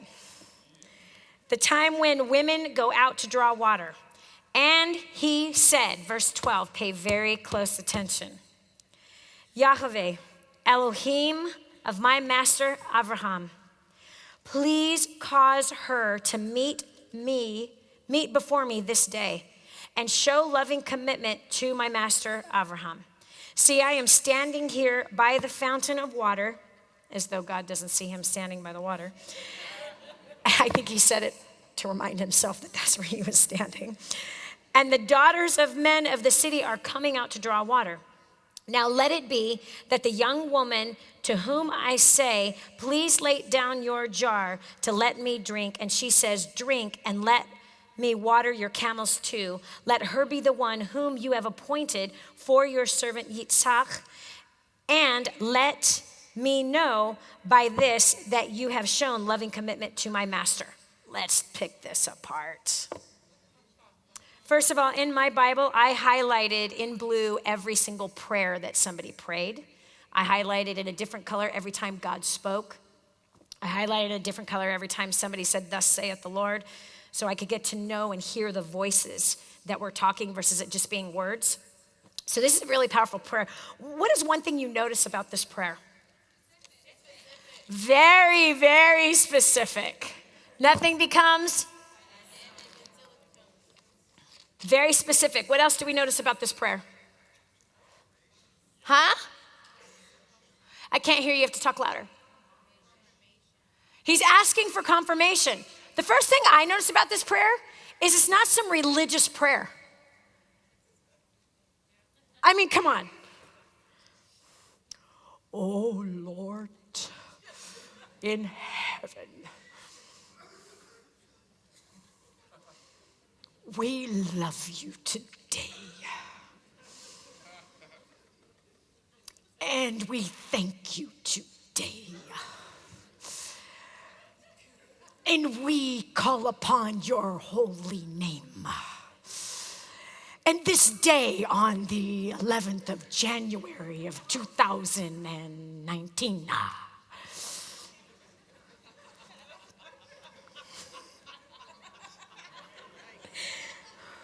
it just sounds like he's talking to somebody. There isn't some religious formula in this prayer. He calls him by name, Yahweh, Elohim of my master Abraham. Please cause her to meet me before this day and show loving commitment to my master Abraham. See, I am standing here before the fountain. See, I'm right here. And the daughters of men of the city are coming out to draw water. Now let it be that the young women to whom I say, please let down your jar and let me drink. And she says, drink and let me water your camels too. He's just talking. There's not like this strange religious prayer. He's just talking. You know why this isn't a strange religious prayer? Because there weren't any churches yet. There was no seminary. It's just a normal guy. Oh, by the way, wow. So who is talking to God? Just a normal guy. Just a normal guy is talking. It's very specific. It's pretty risky. What else do you notice about this prayer and what he's asking? He's making it God's problem and not his own. I've done that many times. Stuff with me and Hans, I'm like, dude, you got a problem with him. I'm not kidding you. Hans would be like stubborn on something. I'm like, I'm going to talk to your boss. I would. I'd go talk to his boss and just leave it right there. All right. There's not really a problem between the two of us, so you got to figure this out. I'm not going to control and manipulate anymore. Fix me and fix him. We're screwing up and not setting a very good example for you. So another thing is that he is praying for the fulfillment of his boss's vision. He's praying for the fulfillment of his boss's vision. I have a question for you. Are you doing that? Are you praying for the fulfillment of your boss's vision? Are you praying for the fulfillment of your wife's vision? Are you praying for the fulfillment of your husband's vision? Are you praying for the fulfillment of your kids' vision? Are you praying for the fulfillment of your friend's vision, your parents' vision? Are you praying for the fulfillment of other people's vision? Are you asking for the fulfillment of somebody else's vision? Or are you just always only asking for yourself? He's asking for somebody else. And it came to be, before he had ended speaking, that see, Rivkah, who was born to Bethuel, son of Milcah, the wife of Nahor, Abraham's brother, came out with her jar on her shoulder. And the young woman who was good looking, a maiden, no man have knowing her, meaning she hadn't had sex yet, and she went down to the fountain, filled her jar, and came up. And the servant ran to meet her and said, "Please let me drink a little water from your jar." And she said, "Drink, my master." And she hurried and let her jar down to her hand and gave him a drink. And when she had finished giving him a drink, she said, "Let me draw water for your camels too, until they have finished drinking." And the servant jumped up and down and said, "You're it! Oh my gosh! I'm so glad to meet you! Yes, yes, yes, yes." Nope.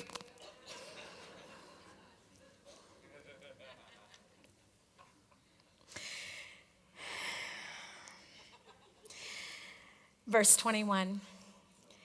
And watching her, the man remained silent in order to know whether Yahweh had prospered his way or not. Poker face. He put on a poker face like,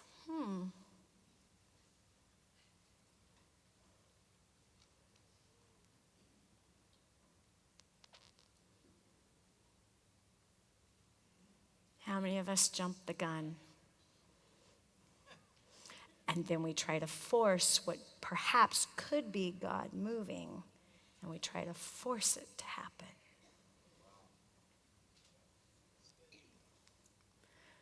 We try to squeeze it through.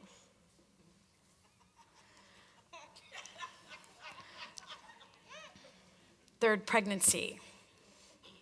Nauseous 24/7 for almost 9 straight months. I'm walking up hills. I walked 5 miles, breaking sweat. I gotta get this kid out of me. I am done being nauseous. I would crawl to the bathroom in the middle of the night. I would pass out in the shower. I'd pass out in the middle of a presentation. Literally, I had somebody right here with a pen ready, and I'd feel myself starting to black out. Whew, and they would just take over the presentation. I would just sit the entire pregnancy. I used my closing skills to force the doctor to break my water. Went to the hospital. I'm having contractions. As soon as I get to the hospital, the contractions stop. I convinced him to let me stay overnight. The next morning, 7:30, he says, "If you're not having any contractions tomorrow morning, I'm sending you home." He came in. I'm having no contractions. I used my closing skills to get him to break my water. Cabe was born 15 minutes later. He was born blue. They miscalculated his date. They told me I was 37 weeks. He was not 37 weeks. He was only 34 weeks, and his lungs had not yet been developed. And because I forced my will, I almost lost my first son.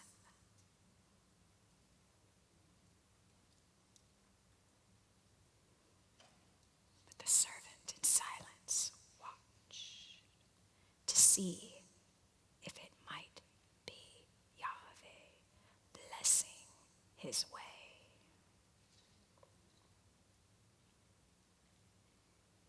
Oh, I have cried for 5 straight hours, friends. I couldn't hold my son. He was in an incubator, not knowing if he was going to make it. Because I got ahead of God, pushed my will and my way. Patient. Poker face.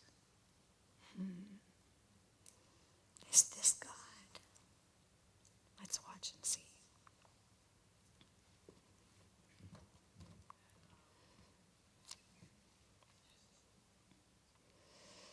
And it came to be when the camels had finished drinking, that the man took a golden nose ring weighing half of a shekel and 2 bracelets for her wrists weighing 10 shekels of gold, and said, "Whose daughter are you? Please inform me. Is there room in your father's house for us to spend the night?" And she said to him, "I am the daughter of Bethuel, Michah's son, whom she bore to Nahor."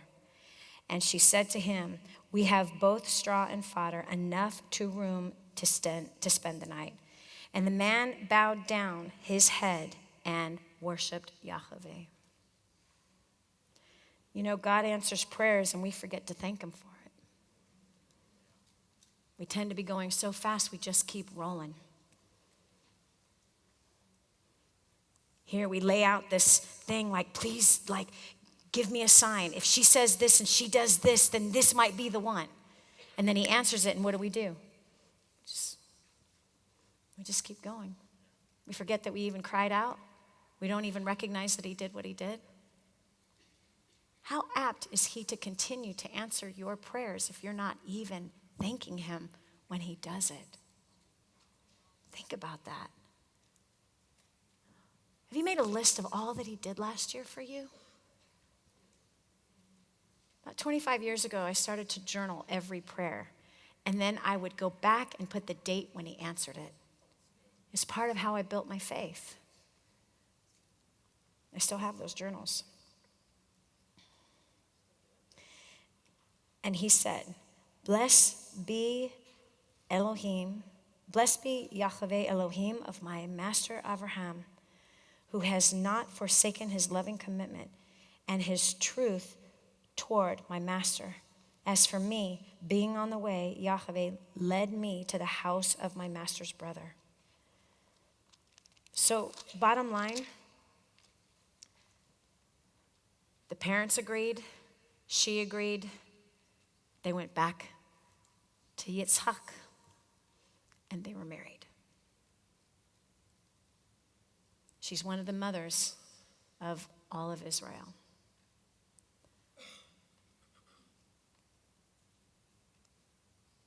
So I see very clearly here that God has a message for us for this year. Number one, I believe that he's going to show up and show off in ways that you cannot even imagine. I believe that with my whole heart. I believe that you are going to have to do just what this manager had to do, and he had to release his objections. He needed to speak them out, and those objections were handled, and he chose to believe the truth. And with the story of their people, he chose to hold on to that story, and he prepared himself to find what he was looking for. And he didn't assume that the first woman that came was her, but he watched to see, is this her? And as the story plays out, as soon as he goes and meets his parents, he then tells the story again. And he shares the entire story of her at the well, the entire story of Abraham being blessed, being out there.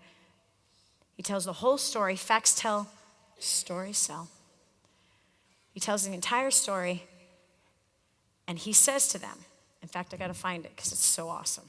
This is probably one of the greatest closes.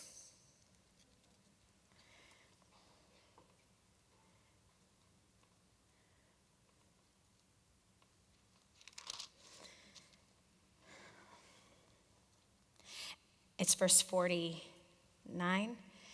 And now, if you are going to show loving commitment and truth to my master, let me know. And if not, let me know so that I turn to the right or to the left. Are you in or out? Are you in or out? After he's telling the whole story about how this happened to her parents, he simply says, are you in or out? It's right here. And now, if you're going to show loving commitment and truth to my master, let me know. And if not, let me know so that I turn to the right or to the left. In or out? Are you in or not? Again, not trying to force the hand, not trying to make something that isn't. It's, is this you or not? Are you the one I'm looking for or not? Not, awesome, bless you, Bless you. Thank you. Go up to verse 60. And it says, and they blessed Rivkah, they, as in her family, blessed her, and said to her, let our sister become the mother of thousands of 10,000s, and let your seed possess the gates of those who hate them.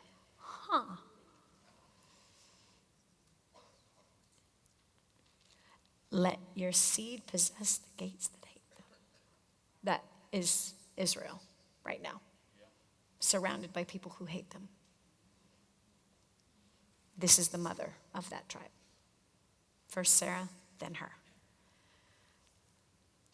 So, let's wrap it up. So let's go back. What do we have? We have a man that was blessed in all his ways and in every way. And the question is, why? You need to search that out. And if God blessed him, why not you? He was not a sinless man. He was not a sinless man. So whatever he promised to him, why not promise to you? He says that he's not a respecter of any man. He doesn't play favorites. But there is a reason why he blesses some, and there is actually, he gives all of us the choice to receive blessing or to receive a curse. He says in Deuteronomy, he gives us the path to blessing, he gives us the path to a curse. And we get to make that choice every single day, every single minute of the day. We see, obviously, that Abraham is not a controlling leader. We see that he is a delegator, and he gives authority to the person that he has appointed. We see also that he picks with wisdom, that he picks someone that has a proven track record, that has shown themselves to be trustworthy, to handle a very, very, very delicate task that could have a massive impact on his entire bloodline and all of the wealth of his entire family. And yet he is willing to charge somebody with that duty and trust in them to get the job done. We see that the servant, the manager, has an objection. His but whatabouts, just like you and I have these but whatabouts, and the objection is handled how? With a story. It's with a story. So it's with the story of how we came to this, and he appoints him and goes, go. Go. His messengers are going to go with you, which are angels, by the way. His messengers are going to go with you. They go before you. And by the way, what did he say? By the way, if you don't find her, you are released from this agreement. So he takes the pressure off him. He handles the objection. He does the risk reversal. Okay? We see that faith then steps out. And what's the proof that he stepped out in faith? He was prepared to find the bride. How do we see that he was prepared to find the bride? He brought the bride's price with him. He brought the bride's price with him. So we see that we are being told that we better prepare for what we're asking for. We better prepare what we're asking for. We better prepare what we're asking for. If we are controlling, we better let go of the control. If we're trying to force, we better let go of trying to force things to happen. Faith is an adventure. It's exploration to find it, not to force it, but to find it. We see in verse 12 that he asks for help from who? God. He asks for help, and he says, please, and he gives a very what? Specific request, a very specific request. Nothing ambiguous, nothing that is left up for interpretation. There's no need for interpretation there, is there? Guys, are you listening to me? He did not shoot up a prayer that was some religious prayer that's open-ended and non-specific. He made it very, very, very, very specific and very, very, very, very narrow so he'd have his answer. That stuff is nasty. Which is so powerful and speaks to me so much. Get specific with what you're asking for, and then pick up the items that are preparation to receive what you're asking for. So we get specific. It looks like it's happening. So what does he do? So what are you going to do when it looks like it's coming to fruition? Poker face, baby. Poker face. It's like me and Hans. He decides after we have Cabe, we're done having kids. We're having no more children. I have more babies in me. I gotta have more kids. He's like, done. I got my boy, I got my girl, we're done. No more kids, I don't want any more pressure, I don't want any more responsibility, we're done. I'm crying, I'm weeping, I'm praying. I'm fighting him, I'm cussing him out, I'm manipulating him, I'm pressuring him. I'm being mean, I'm hugging the side of the bed. What am I preparing for? No more children. That's what I was preparing for. Versus Erica's story, who was preparing for what? To be trusted one day to go on a camping trip because of how she handled his answer of no, not at this time. Yes, Dad, thank you for protecting me. Versus me, where he tells me we're not gonna have more kids. You can't control me like that. I judged my husband, I lashed out at him, I performed all kinds of witchcraft against him as a Christian going to church and teaching Bible studies.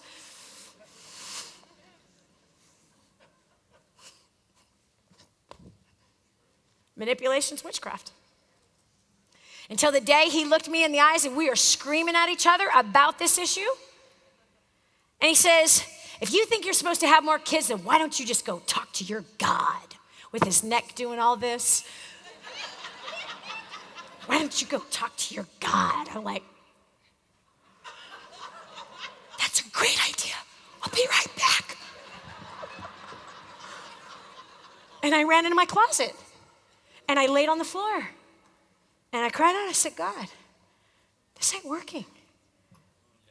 So if this desire that I have is not from you, take it away. I laid down this desire. I give it to you. I don't want it anymore. And if we are supposed to have more kids, then you got a problem. You got to plant the desire in him. But meanwhile, please take mine away or soften it out because it is killing me. I got up. I walked out of my closet. I went and I kissed him, cooked dinner, went about my day.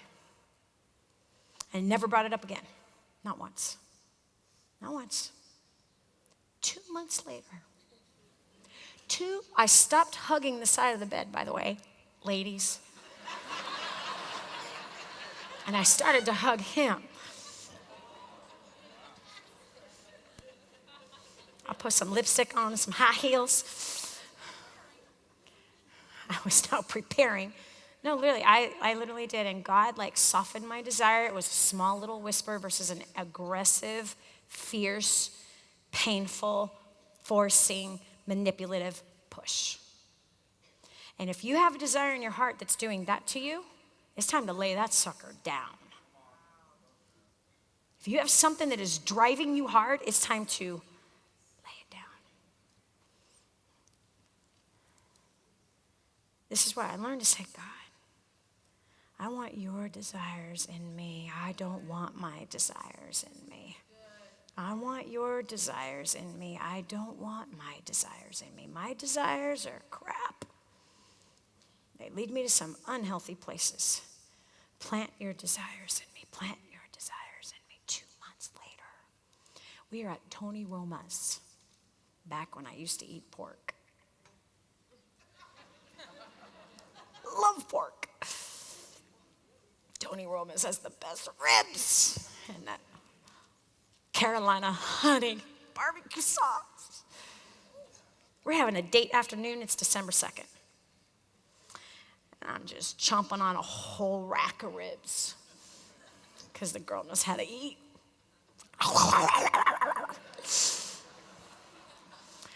And Hans says, you know what, honey, I've been thinking. I'm like, yeah.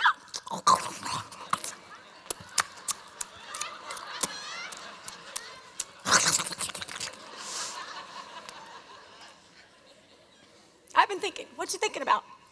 I'm thinking we should have 2 more kids.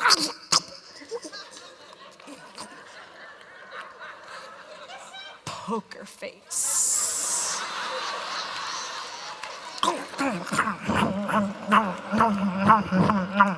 Got some corn. Cornbread. I'll eat the baked beans.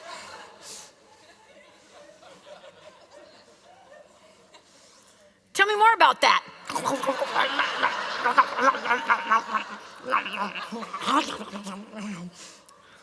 Well, I've been thinking that if we got pregnant in a month, Cade would be 3 years older than this next child, and that's almost being a single child, and I wouldn't want that kid to be a single child, so I'm thinking we should have 2 versus just 1.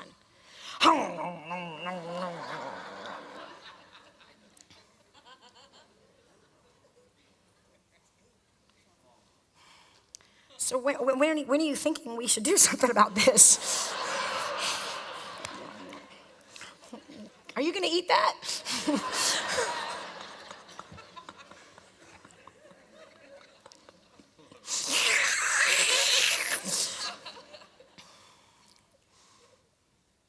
It's well, we're going up to Washington, to see my grandparents and everybody. Why don't you, take the IUD out right when we get back? Okay. January 2nd, IUD was removed. January 2nd, Roman was conceived. How do I know?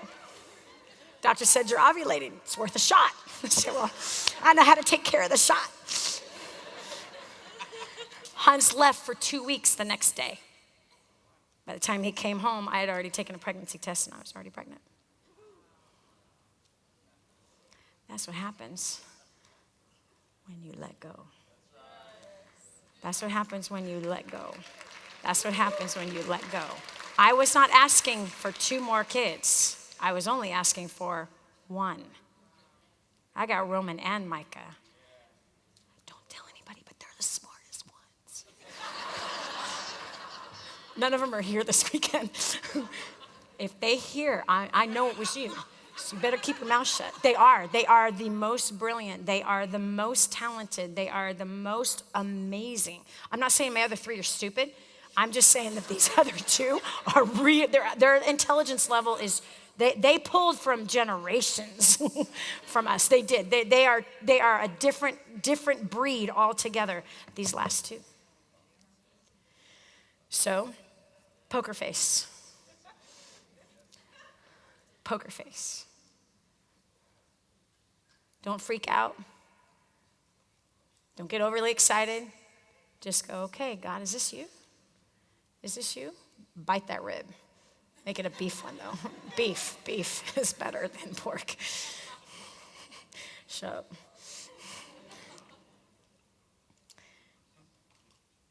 So we see the man then do his own presentation, which is a story. He shows the problem. My master sends me here. My boss sent me here to find a wife.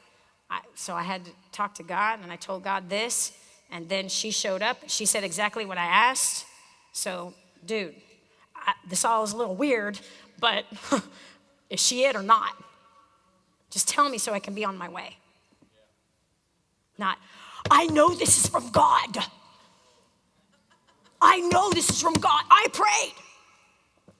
I see the signs. I know this is God. No, when it's God, you don't have to convince the other person.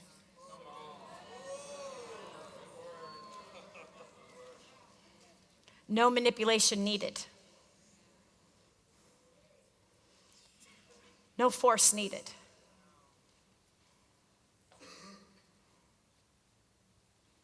So he's like, are you it or not? I don't want you to be it. I just need to know if you're it or not. In or out? They said in. And the final point, they blessed her. One of the things I love about the Hebrew culture is it's a culture of blessing. Right now, it's Shabbat.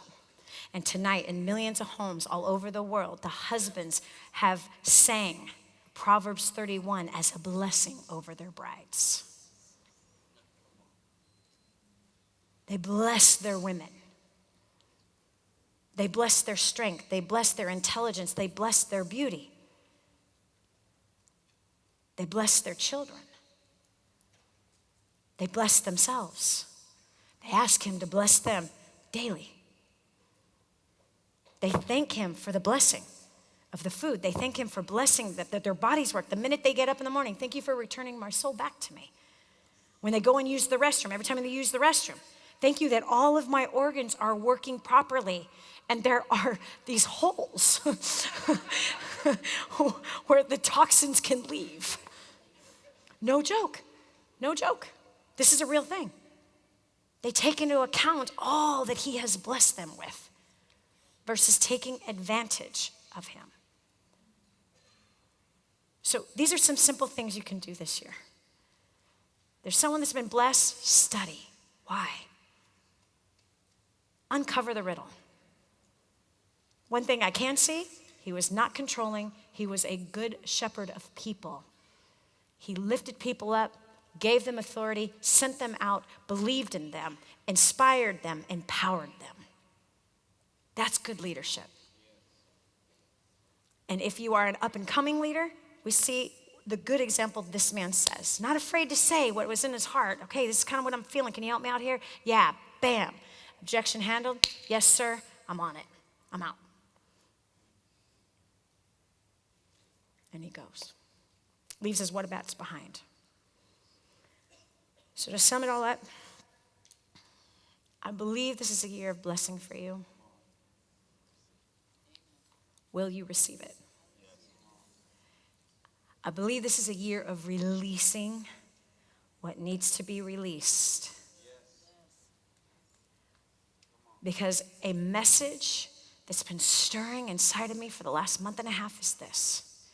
Release and behold, I make all things new. Behold, I make all things new. That story is about that. Behold, he made all things new. He brought a new bride. They had twins. Those twins were Esau and Isaac. Esau and Jacob. Jacob's name was eventually turned to Israel. Thus came the people of Israel.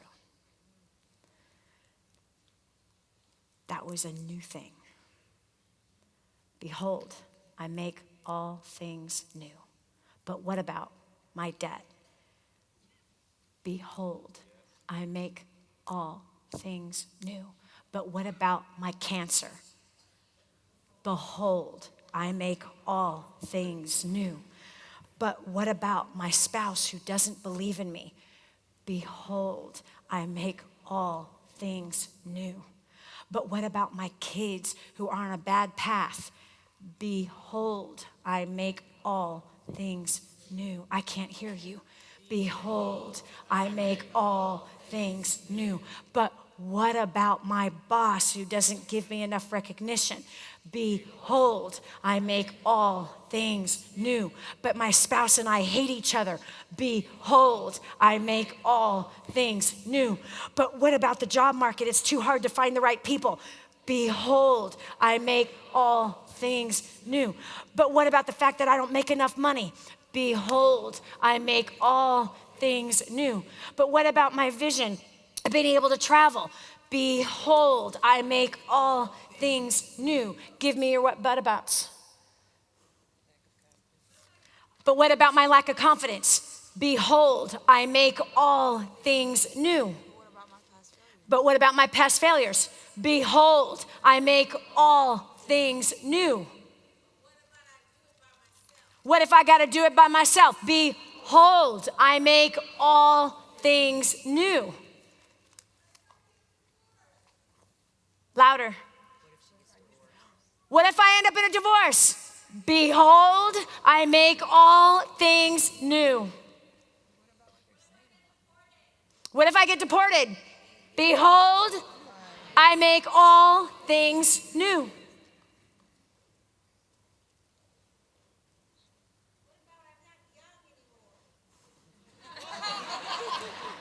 Behold, I make all things new.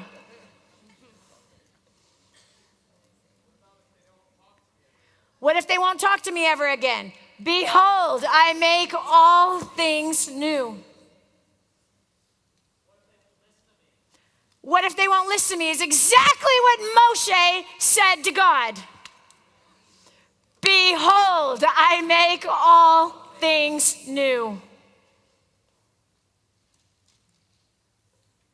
Anyone? What if I screw it up and make the wrong choice? Behold, I make all things new. What if I get fired? Behold, I make all things new. What if I'm not physically capable? Behold, I make all things new. What if I can't afford it? Behold, I make all things new. Behold, I make all things new. Behold, I make all things new. What if they reject me? Behold, I make all things new. What if I'm asked to move and I don't want to? Behold, I make all things new. Like he can give you a new desire. Lay down the desire. Come on. What if I'm not smart enough? Oh, girlfriend, do I know that one? Oh, girlfriend, do I know that one? Oh, do I know that one? Oh, behold, I make all things new. What if I relapse? Behold, I make all things new. Behold, I can't hear you. I make all things new. Don't leave me hanging. Behold, I make all things new. Behold, I make all things new. Behold, I make all things new. What if this next child has a worse birth defect? Behold, I make all things new. What if I've had 4 miscarriages after having a child with birth defects? Behold, he makes all things new. Amen. He says, I am Yahweh, the creator of the heavens and the earth. Is there anything too difficult for me? Jeremiah 32:27, man, is one of my favorite scriptures. I am the creator of the heavens and the earth. Is there anything impossible for me? He wants you to believe for the impossible so he can show you how much he loves you. So he can show you how real he is. So will you be willing to lay down the desires that are causing anxiety in your life and causing you to manipulate and causing you to force and causing you to control? Just let go. God, I give you my desires. I want your desires planted in me. I want my desires out of me. I want you to question every single one of your desires. I want you to hand over every one of your desires. Some of them are for him, some of them are not. Give them back. Because he makes all things new. And that is your theme for this year, for you. That is your answer to all things this year. Behold, he makes all things new. That's the answer to every one of your excuses. That is your thought replacement method. Your answer to everything. But I can't afford it. Behold, he makes all things new. Dani, I want to go to Israel. It's $5,500. Behold, he makes all things new. Dani, but I want to do this. Behold, he makes all things new. That very tape, what if I'm not smart enough? Oh, girlfriend. And here was the reality. What if I'm not good enough? What if I'm not smart enough to do this? We want to impact 100 million lives by 2035. That's the vision for DaniJohnson.com. That's our big, hairy, audacious goal. 100 million lives by 2035. And the thought that comes at me is, what if you don't have what it takes? And here's my answer. I've never had what it took. I've never had what it took. I've never had what it took. I never had what it took to become a millionaire. I never had what it took to be married for 25 years. I didn't have what it took to be a mom who was dedicated and devoted. I didn't have what it took to walk away from addictions. I didn't have what it took to walk away from debt. I didn't have what it took to lead millions of people. I didn't have what it took. I never have. But it's He in me that's stronger than he that is standing here.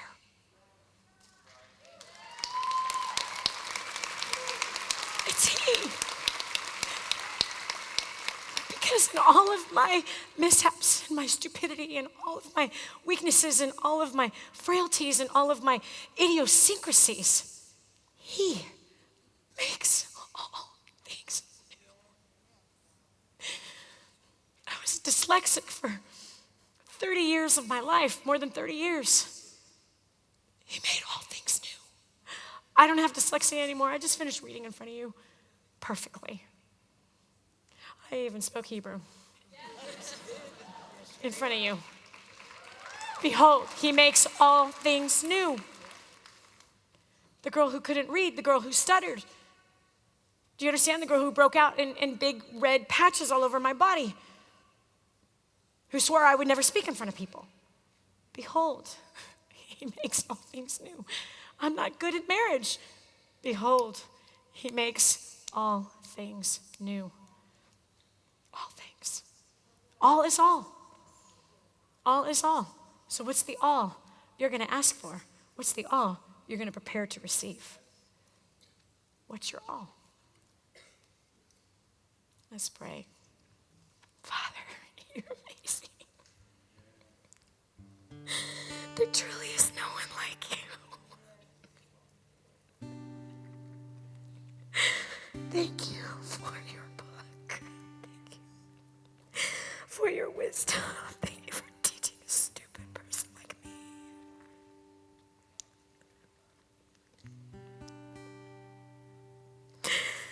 Thank You, Father, that Abraham actually almost resembles You. Wow. And how Abraham appoints somebody to go and do the impossible. He assigns him and trusts that Your promise is going to come to pass. Thank You, Father, that You've assigned all of us to walk with You. Thank You for planting the desire in us to want to know You more. Thank You, Father, that You're asking us to release everything from last year and the year before, all the way back to infinity. You're asking us to let it go, to release it, so that You may release blessing over us, just as You released blessing over Abraham, and that You blessed him in every way. Oh, God, there's no one like You.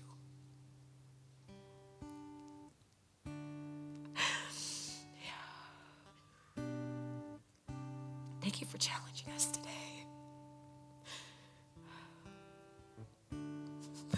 Thank You for speaking today.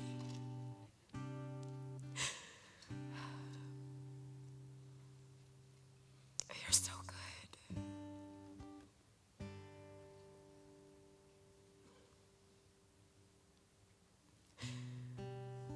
If there's anybody here, just keep your eyes closed and just kind of stay in this space. If there's anybody here that you got things that you need to make right with your God, that maybe you haven't trusted Him, that you've been living in the camp of whatabouts, that you've made Him smaller than what He is. You have an assignment, and that assignment might be a business, that assignment might be a job, That job might be raising your kids, and yet you haven't given it your all. Tonight's the night you can make it right with him. If when you heard my story about the Messiah, that the Father told his people that he would send his Messiah that would save his people from their sins, that would cover them as a sin offering, as a guilt offering for all of our failures. When you heard that story about me being 13 and receiving him inside my very soul and something new, behold, I make all things new, that rose up inside of me, and you are curious about that, and you want that. You can sense that there's a presence in here, and you want to have that presence in you. I want to give you that chance tonight to receive him, to devote your ways to him. It doesn't mean you become some strange religious person that no one can identify with or wants to. It just means that, much like Abraham's manager, you're going to talk to him. You're going to commit your ways to him to try to learn about him. And maybe walk away from some things that you shouldn't be walking in any longer. And that he will help you do that. So if that's something that you want to do, I just want you to put up your hand really quick. Awesome. Awesome. You can put your hands down. I want to first start with you who just put your hand up. Please just come to the front of the stage. I want to get the chance to pray with you, and I've got a gift for you also.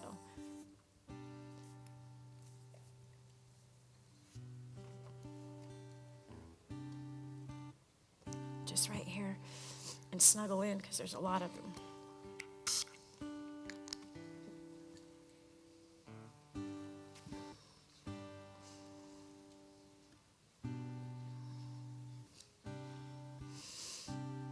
And any others of you that you've been off track, haven't trusted him.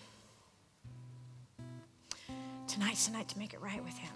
So just let's all snuggle up. He loves and he adores you. And in the very moment that you confess this, in the very moment that you come forward, this is that moment where you actually are made righteous in him. It's that place of repentance. It's that place where you say, man, I've messed this up. I'm sorry. It's my fault, not anybody else's. You know, he's never given us a reason not to trust him. It's our own timelines and our own control that create the environment for us not to trust him. It's our own decision to trust him or not to trust him. When bad things happen, we gotta trust him. When good things happen, we gotta thank him.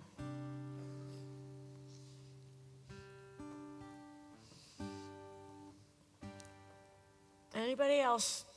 You're sitting there and you're saying, I feel in my belly, I need to get up out of my seat. You wanna like say no to stubbornness right now? Stubbornness is a form of witchcraft. That ain't gonna help you. It's not gonna bring anything good to you. Okay. Okay, I'm up, Dani, I'm up. Okay, I'm coming up.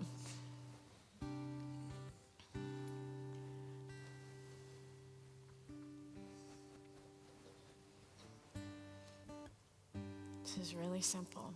Just pray this after me. Say, Heavenly Father, thank you. I hear you.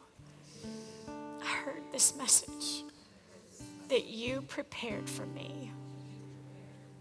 A message you wrote thousands of years ago. And it nailed me between the eyes. Thank you for loving me. Thank you for willing to teach me. I'm sorry for what I've done. Please forgive me for the choices I've made. Doesn't matter what anybody else has done to me or against me. I own my reaction to that. Forgive me for the things my mouth has spoken, the places I've gone. Forgive me for my stubbornness. Forgive me for playing around with control, looking for a guarantee.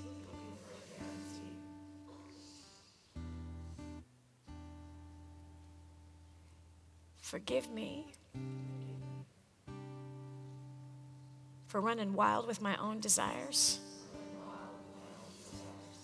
that have kicked me in the backside.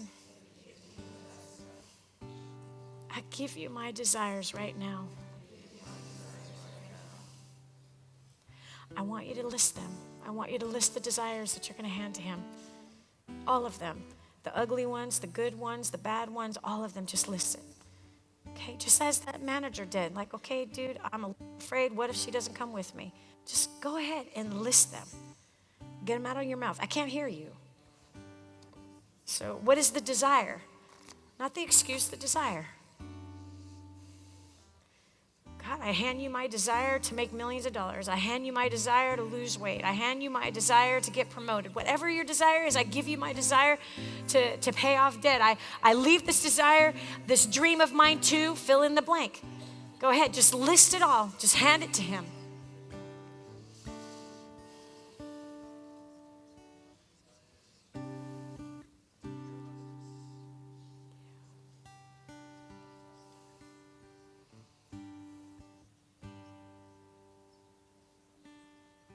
Forgive me for trying to control the outcome, trying to force things to happen, trying to making it look like it came from you, and trying to convince everybody around me that it came from you. Trying to convince myself.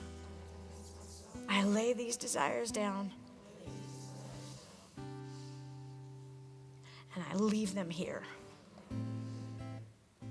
Plant in me your desires. I am yours. You made me.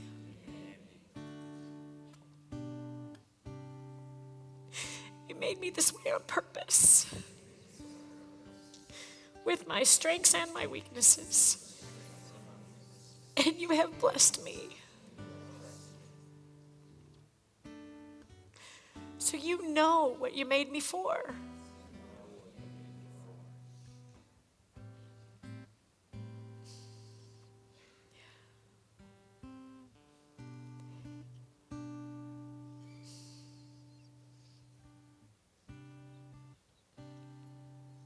I give you my life. I give you my talent, my skill, my ability, my money, my reputation. Wow.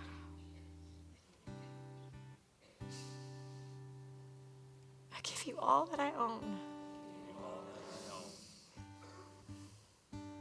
Forgive me for thinking that I created it all on my own. I devote all my ways to you.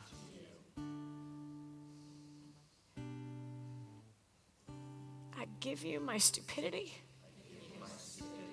and I give you also where I think I'm smart. Forgive me for all the times that I've thought I'm smarter than I am.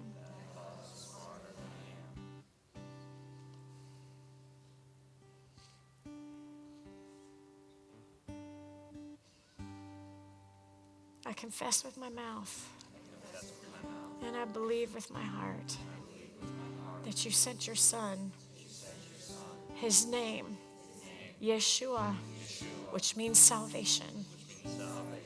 Jesus, the Messiah. You sent him to die on a cross.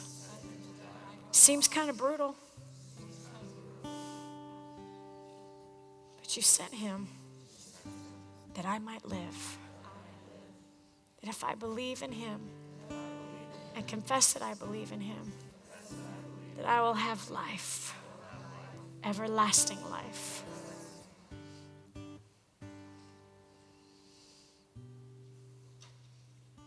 I open my heart to you, and I receive forgiveness for everything I've confessed tonight. May I ask you to bless me. Bless my head. Bless my hands. Bless my heart. Bless my eyes. Bless my ears. Bless my mouth. Bless my voice. Bless my soul and my feet. Bless everything I touch. Bless everywhere I go.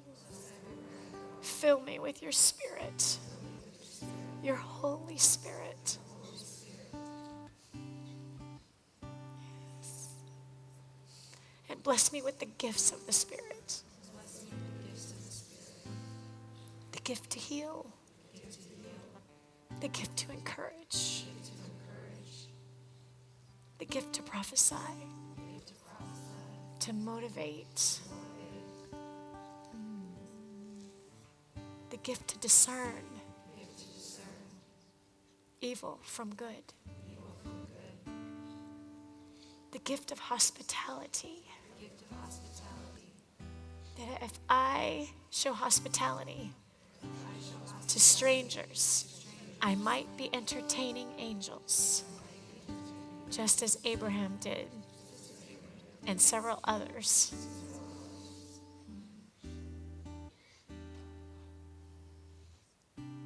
Bless me with the gift of knowledge and wisdom and understanding. And bless me with the gift of forgiveness. Thank you, Father. Thank you, Father. Bless my finances, my work, my reputation.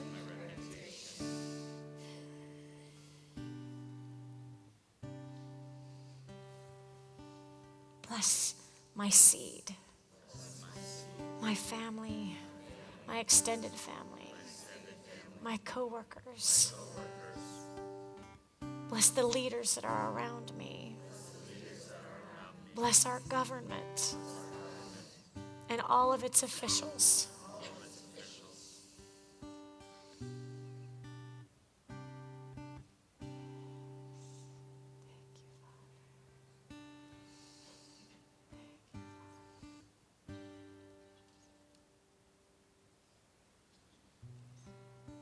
And bless this next 12 months. Let me see your hand and your ways in everything I do.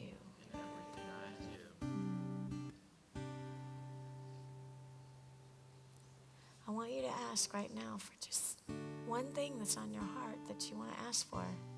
And you want to make a commitment to prepare for. What is it that you want? Be specific. Be specific.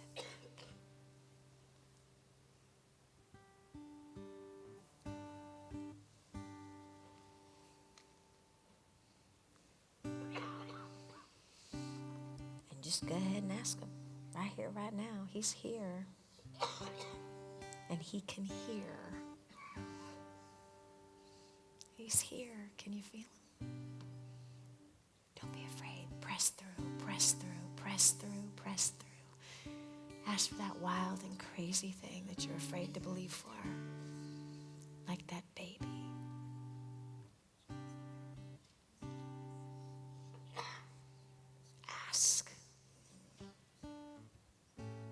He says, you have not because you ask not. Don't be that guy.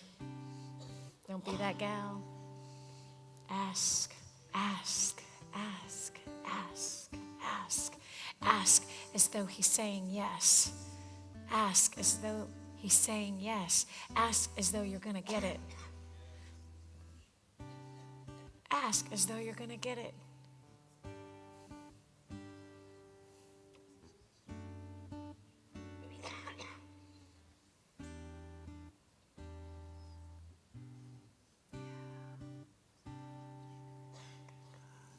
You're awesome, God. You're awesome, God.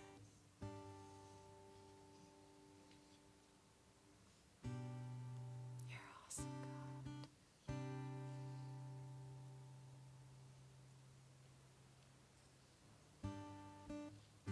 Friends, I asked for the craziest things this past year.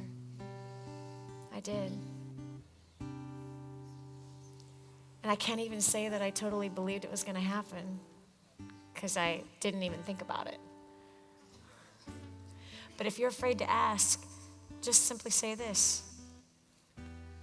Wow, I wonder if this could happen. Wouldn't it be great if? Can you say that with me? Wouldn't it be great if? Wouldn't it be great if? Let's say that again. Wouldn't it be great if?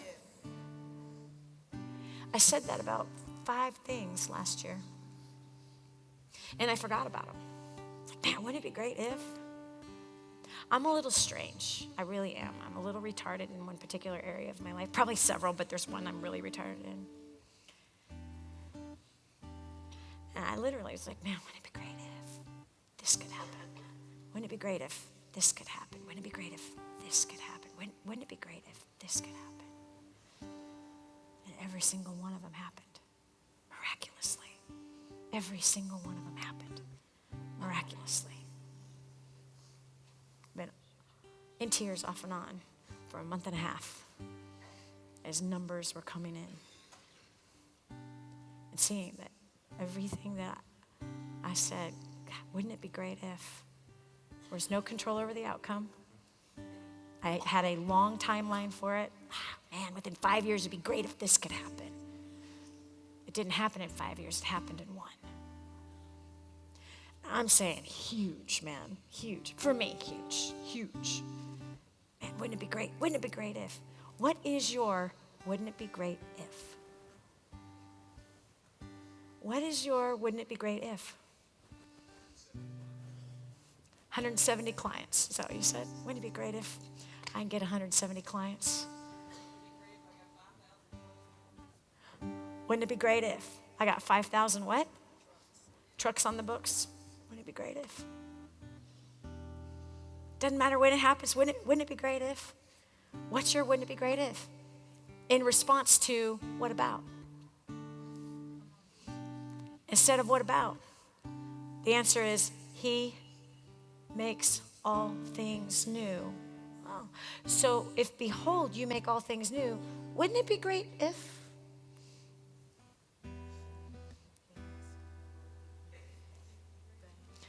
Wouldn't it be great if my family is loving God? Wouldn't it be great if they're walking with him? And what you got to do is you got to let go of maybe some religiosity of what that looks like. You know what I mean? You got to be willing to go, okay, God, whatever that looks like, wouldn't it be great if my kids were walking with you? My whole family was walking with you, whichever way that looks. Because I look a little strange, don't I? People from the religious world would look at me and say, she doesn't walk with God. Not with those leather pants. And those red shoes and those red lips. She certainly doesn't walk with God. Not with that past. There's no way. Do you understand? And she's a businesswoman and leads people to God in the business world. A hotel becomes holy. Right?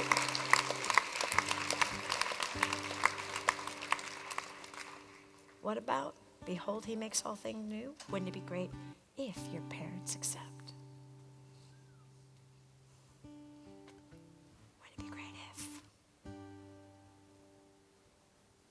What's your wouldn't it be great if?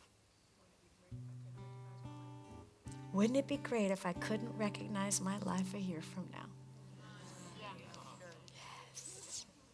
It will be great when you cannot recognize your life a year from now. It will be great. So how will you prepare for that? Right. You already did the first step. You're here.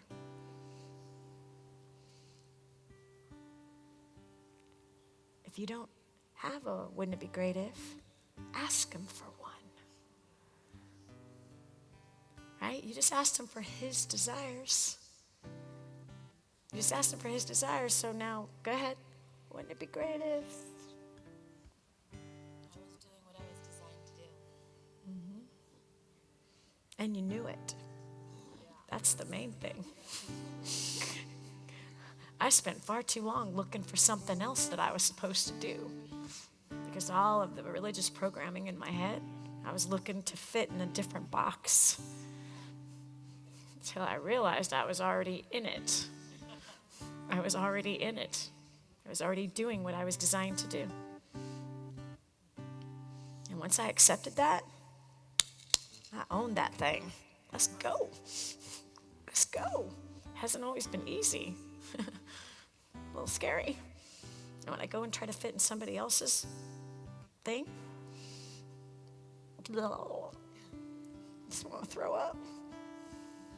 It's not me. Not what he designed me for. What is, wouldn't it be great if? What's yours?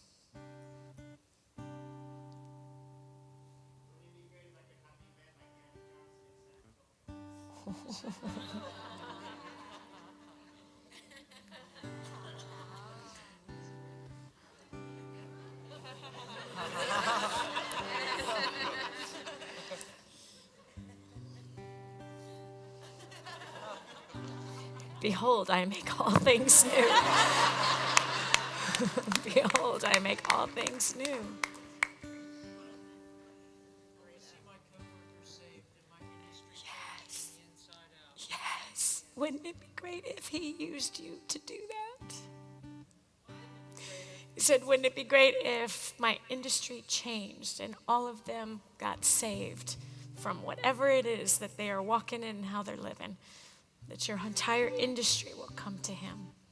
Wouldn't it be great if you got to see that with your own eyes? And wouldn't it be great if he used you to bring a portion of it? It will be great, son. It will be great. And by the way, he loves your whole form. He formed you on purpose, just like that. He likes every bit of it. Wouldn't it be great if? Wouldn't it be great if I was able to help medically people and animals? Wouldn't it be great if? It will be great. It will be great. Wouldn't it be great if you sold 1 million copies of your book? It will be great. What will you do to prepare for it? You got to print them. You have to learn how to sell them. You need to launch an entire marketing campaign. You've got to learn the skills to get the book out there. That's how you prepare. I want you to spend some time with him tonight, pondering, wouldn't it be great if? When I was homeless, that very phrase, wouldn't it be great if I could help homeless people one day? Wouldn't it be great if I never returned back to broke again? Wouldn't it be great if I could actually be married? I could be loved. Wouldn't it be great if I could rise up and do something great with my life? Wouldn't it be great if I could help people from my pain, be able to help people? Wouldn't it be great if I could have children one day? Because after my firstborn was given up for adoption, I I got pregnant again and had a tubal pregnancy that ruined the inside of me, and I was told I would never have children again. Wouldn't it be great? 4 miracle babies. 4 miracle babies. I remember saying, wouldn't it be great if my oldest baby, my firstborn that I screwed up so bad with, that we could be together again. She lives 10 minutes from me. She lives 10 minutes from me. I see her every week. Her kids are my grandkids. Our family is together. That's a miracle. She should hate me. But he makes all things new.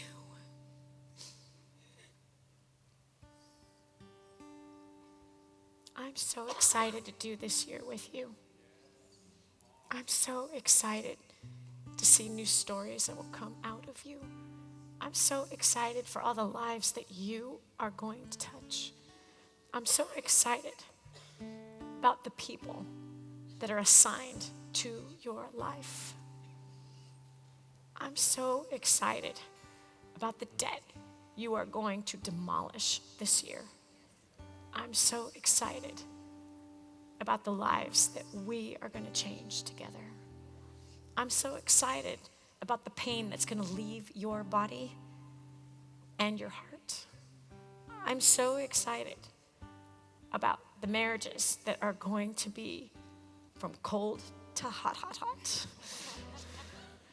I am so excited about the new babies that are going to be planted this year and born this year.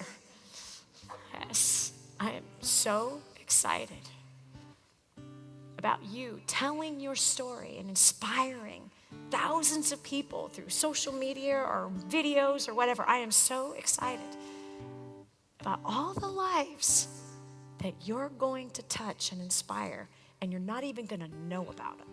Most of them you will never know about, but he knows. I'm so excited about how you're going to train up your children to succeed, how you will train them up financially, how you'll train them up with people skills, how you train them up with healthy emotional skills, the ones you're trying to learn, that I am also learning. I'm so excited about the cities we are going to go to this year. I'm so excited about going to Israel with some of you in March for my 50th birthday trip. My 50th birthday celebration trip will be with a small group of people in Israel. I'm so excited about that trip and the things we're going to learn together. I am so excited about the orphans that we will feed, the wells we will dig, the houses we will build, and the trafficked that we will free. I am so excited about living my life with you, my family, and your family. Thank you so much for being here with us. Thank you for believing. And thank you for laying your heart down before him, making things right with him, and pressing in more to him, because there's much in store for you. Now go to bed. Don't go to the bar. Go to bed. I'll see you at 9:30. Wait. I have a Bible for you if you want one. I said I had a gift. If anyone needs one, I'd love to give it to you. It's the best book ever written.